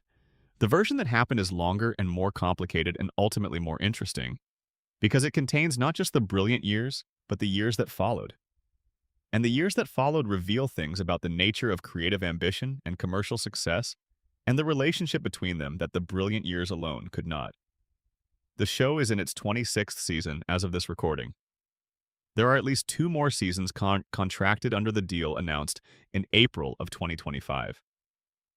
McFarlane continues to voice the 4 central characters he built across 30 years. The family gathers in the living room, and the television is on, and the dog is on the couch, and the baby is in the corner, with an expression of refined contempt, and the world outside the Griffin house is whatever it is that week, and the show makes a joke about it. Millions of people watch. Most of them have been watching for 15 or 20 years. Some of them are watching tonight, right now, wherever you are reading or hearing this, in the specific quiet of late night when the day has finally finished with you. That is what Family Guy is. That is the full thing, all of it together. The thesis short from 1995, the security guard's voice, the canceled show that came back because people would not let it go, the 179,000 complaint letters, and the Venezuelan government objections, and the banned episodes, and the gift baskets, and the airport terminal, and the 10 minutes that should have ended everything and somehow did not. The death of a dog and his resurrection 3 weeks later. The school named after one man and then renamed for another. The evil baby who became a softer, sadder, quieter person. The talking dog who kept a gun in a safety deposit box. All of it, from the first episode to the last one still unwritten, all of it is the show. If you made it this far through all of it, you stayed with something that is wider and stranger and more interesting than most people who watch it casually ever have the chance to realize. You know things now about where this came from and what it almost was and what it eventually became. Take that with you, and before you close your eyes, if you found any part of this worth your time, leave a comment and tell me which section surprised you most, which piece of this history you did not know before tonight. And if you are not already subscribed to this channel, please do it now, right now, before the thought drifts away. Every subscriber genuinely matters here. Every one of them helps this channel keep going. Sleep well. Thank you for being here. Section 17. The Craft Underneath. Sound design, voice direction, and the invisible architecture. The things that work in Family Guy that nobody talks about are as important to understanding the show as the things that everyone discusses. The controversies, the character arcs, the ratings, the feuds, these are the visible surfaces of a production that also contains significant invisible craft operating constantly underneath them. The kind of work that you notice only through its absence, that keeps the experience of watching smooth and coherent and consistent even when individual creative decisions are erratic. The voice direction on Family Guy has been consistent across its entire run in ways that are not accidental. McFarlane, who voices four central characters himself, has also been involved in guiding the performances of the surrounding cast across decades of recording sessions. Alex Borstein's Lois Griffin has a specific and precisely maintained quality, a warmth with real frustration underneath it that requires consistent direction to sustain across seasons in which the character's circumstances and relationships change substantially. Seth Green's Chris has maintained the specific quality that made his original audition so startling, a sweetness that exists right at the edge of something darker without ever crossing over. Mila Kunis's Meg carries a particular resigned plaintiveness that Kunis has maintained through storylines that gave her almost nothing to work with, and through storylines that gave her genuine material. The consistency of these performances across 26 seasons represents a significant professional achievement that is taken for granted because it is so complete. Voice acting in animation requires a different kind of consistency than live-action performance because there is no visual reference to anchor the character's identity. The voice is the character. When the voice changes, the character changes. The fact that every principal voice in Family Guy sounds today, in its 26th season, like the version of that character that audiences first encountered in 1999, is a function of skill and discipline and consistent direction maintained across a longer span of time than most creative relationships survive. The sound design of the show is similarly invisible and similarly essential.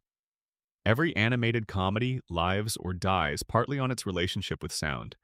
The specific quality of the physical effects, the way the ambient audio of each location establishes the reality of that location, the relationship between the score and the action. Family Guy's sound design in its early seasons was rich and specific in ways that created a genuine sense of three-dimensional inhabited space. The Drunken Clam had its own sonic identity. The Griffin House had its own acoustic character. The show's various fantasy and alternate reality sequences had their own sonic textures that established their difference from the main story without the animation, having to work as hard to communicate the shift. The casting of guest voices across the show's history is another invisible craft element that requires more judgment than it receives credit for. The wrong celebrity voice in an animated program is an immediately noticeable problem. A voice that is too recognizable, too self-conscious of its own celebrity, too disconnected from the character it is supposed to inhabit. The right celebrity voice becomes the character in ways that make the celebrity's identity feel like a natural extension of what the character required rather than a feature being activated for promotional purposes. The show's best celebrity casting decisions, of which there were many, reflected genuine thought about who would serve the story rather than simply who would generate press. Patrick Stewart voiced Susie Swanson, Joe and Bonnie's baby daughter, in a running gag across multiple seasons.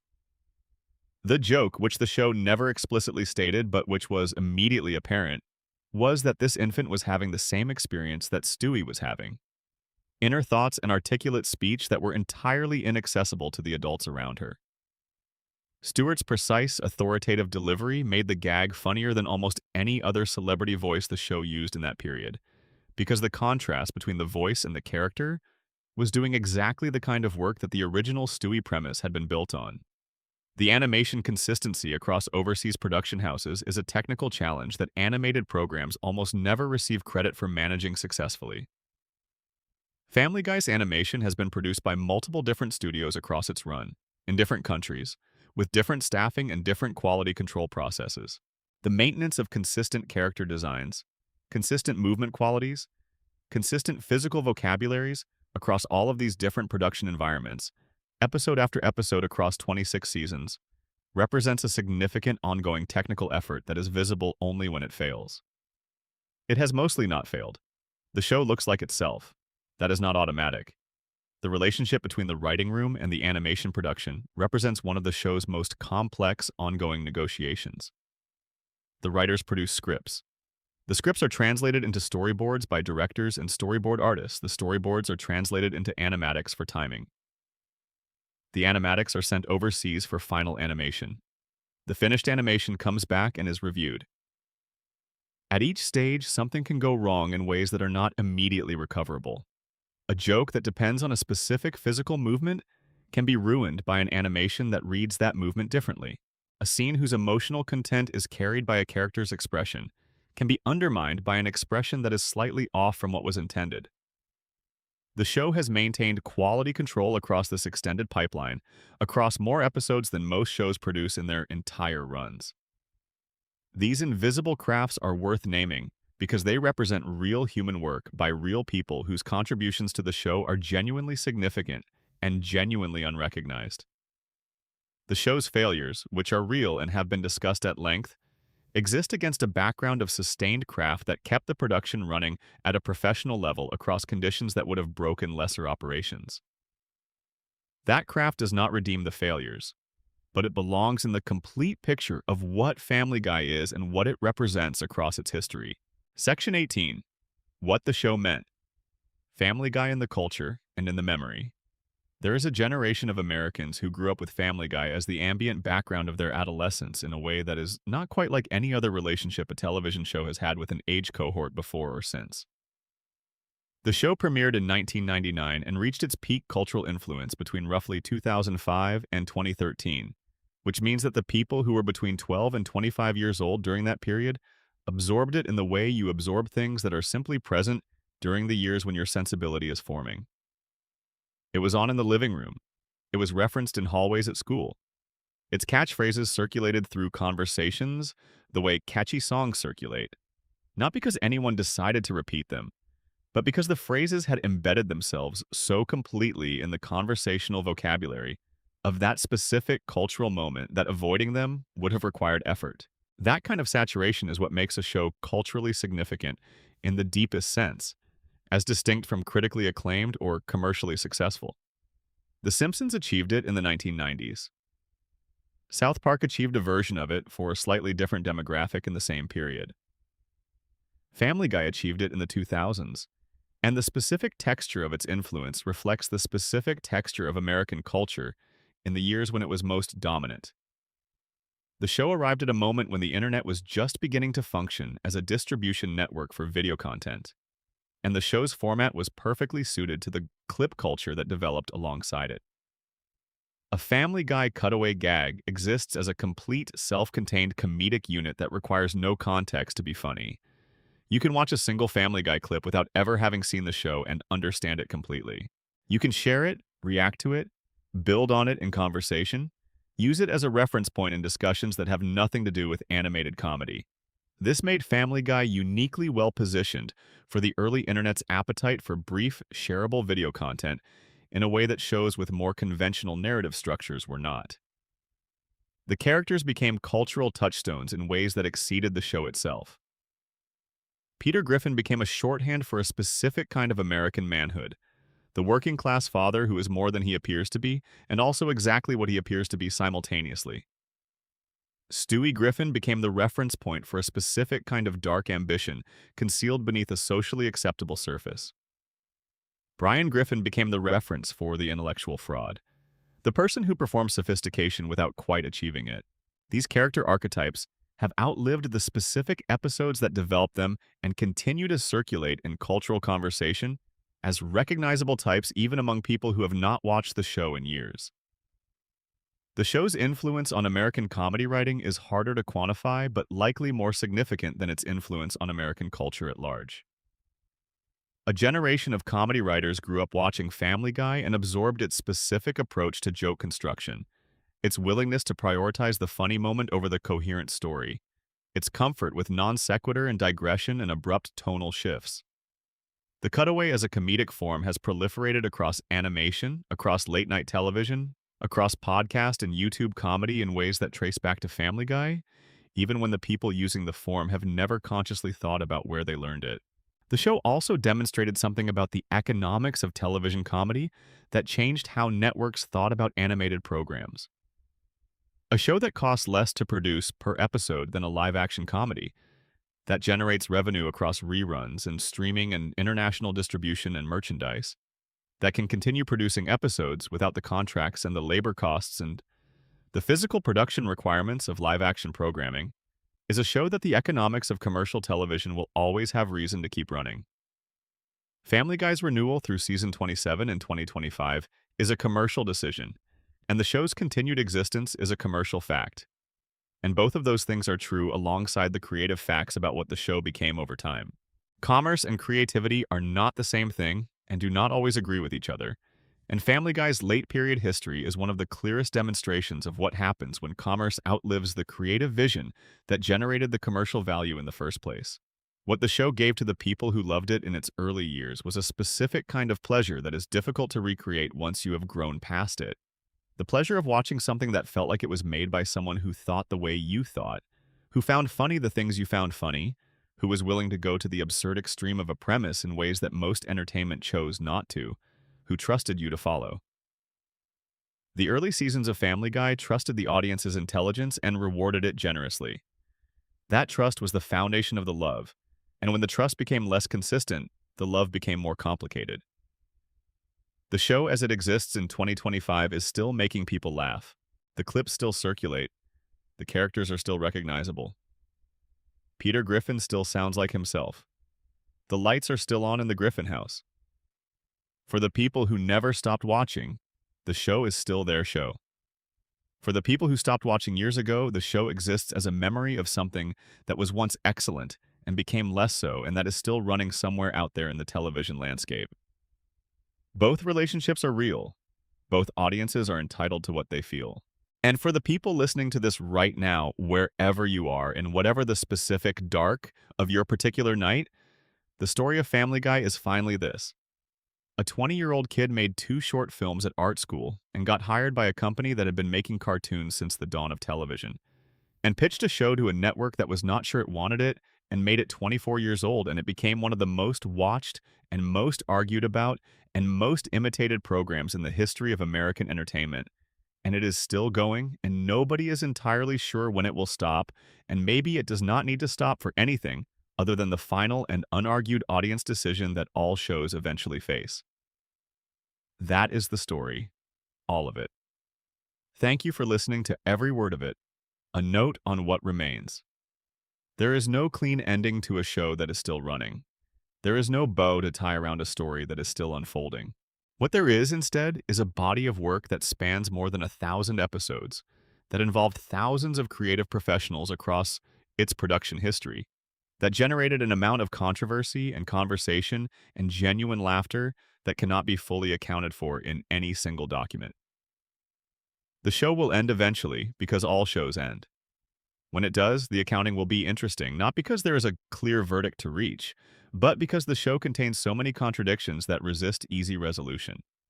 It was brilliant, and it was lazy. It was brave, and it was cowardly. It produced some of the finest animated comedy in American television history and some of the worst. It pioneered a form of comedy that changed the medium, and then became dependent on that form in ways that eventually undermined the other things that made it great.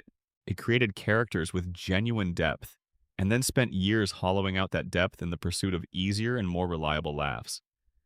The people who made it were talented. The people who watched it were devoted. The cultural space it occupied for more than a decade was genuinely important. These things are all true alongside the criticisms, and the criticisms are true alongside them. The 15-minute pilot reel that a 23-year-old brought to a Fox pitch meeting in 1998 contained everything the show would eventually become, in embryonic form, and also everything the show had the potential to be, some of which it achieved and some of which it did not. Both are part of the record. Sleep well. The story will still be there when you wake up. The history of any long-running show is ultimately the history of the gap between what something is and what it could have been, and the story of the specific decisions that produced one version rather than the other. Family Guy's history is richer than most because the gap is larger than most. The early seasons stand as evidence of what was possible. The later seasons stand as evidence of what was chosen instead. In between those two facts is the entire complicated, funny, frustrating, occasionally brilliant, often exasperating, always interesting story of 26 years of American animated comedy that began as the purest expression of one young creator's vision and evolved through cancellation and revival and institutional change and personal distance and commercial momentum and creative fatigue and occasional flashes of the original excellence into the show that is still airing on Wednesday nights, while most of the people who once loved it most have long since moved on to other things. The security guard from the Rhode Island School of Design, the man whose voice became Peter Griffin's voice, does not know, in all likelihood, what his particular way of being in the world produced. He probably does not know that 40 million people have heard some version of the sound he made when he expressed himself without editing. He is probably just a person living his life in the northeastern corner of the country where Seth MacFarlane went to school and found something worth stealing. That is how these things usually start. Someone notices something, takes it home, and makes it into something else entirely. The original source remains exactly what it was. The thing made from it becomes part of the culture. Good night.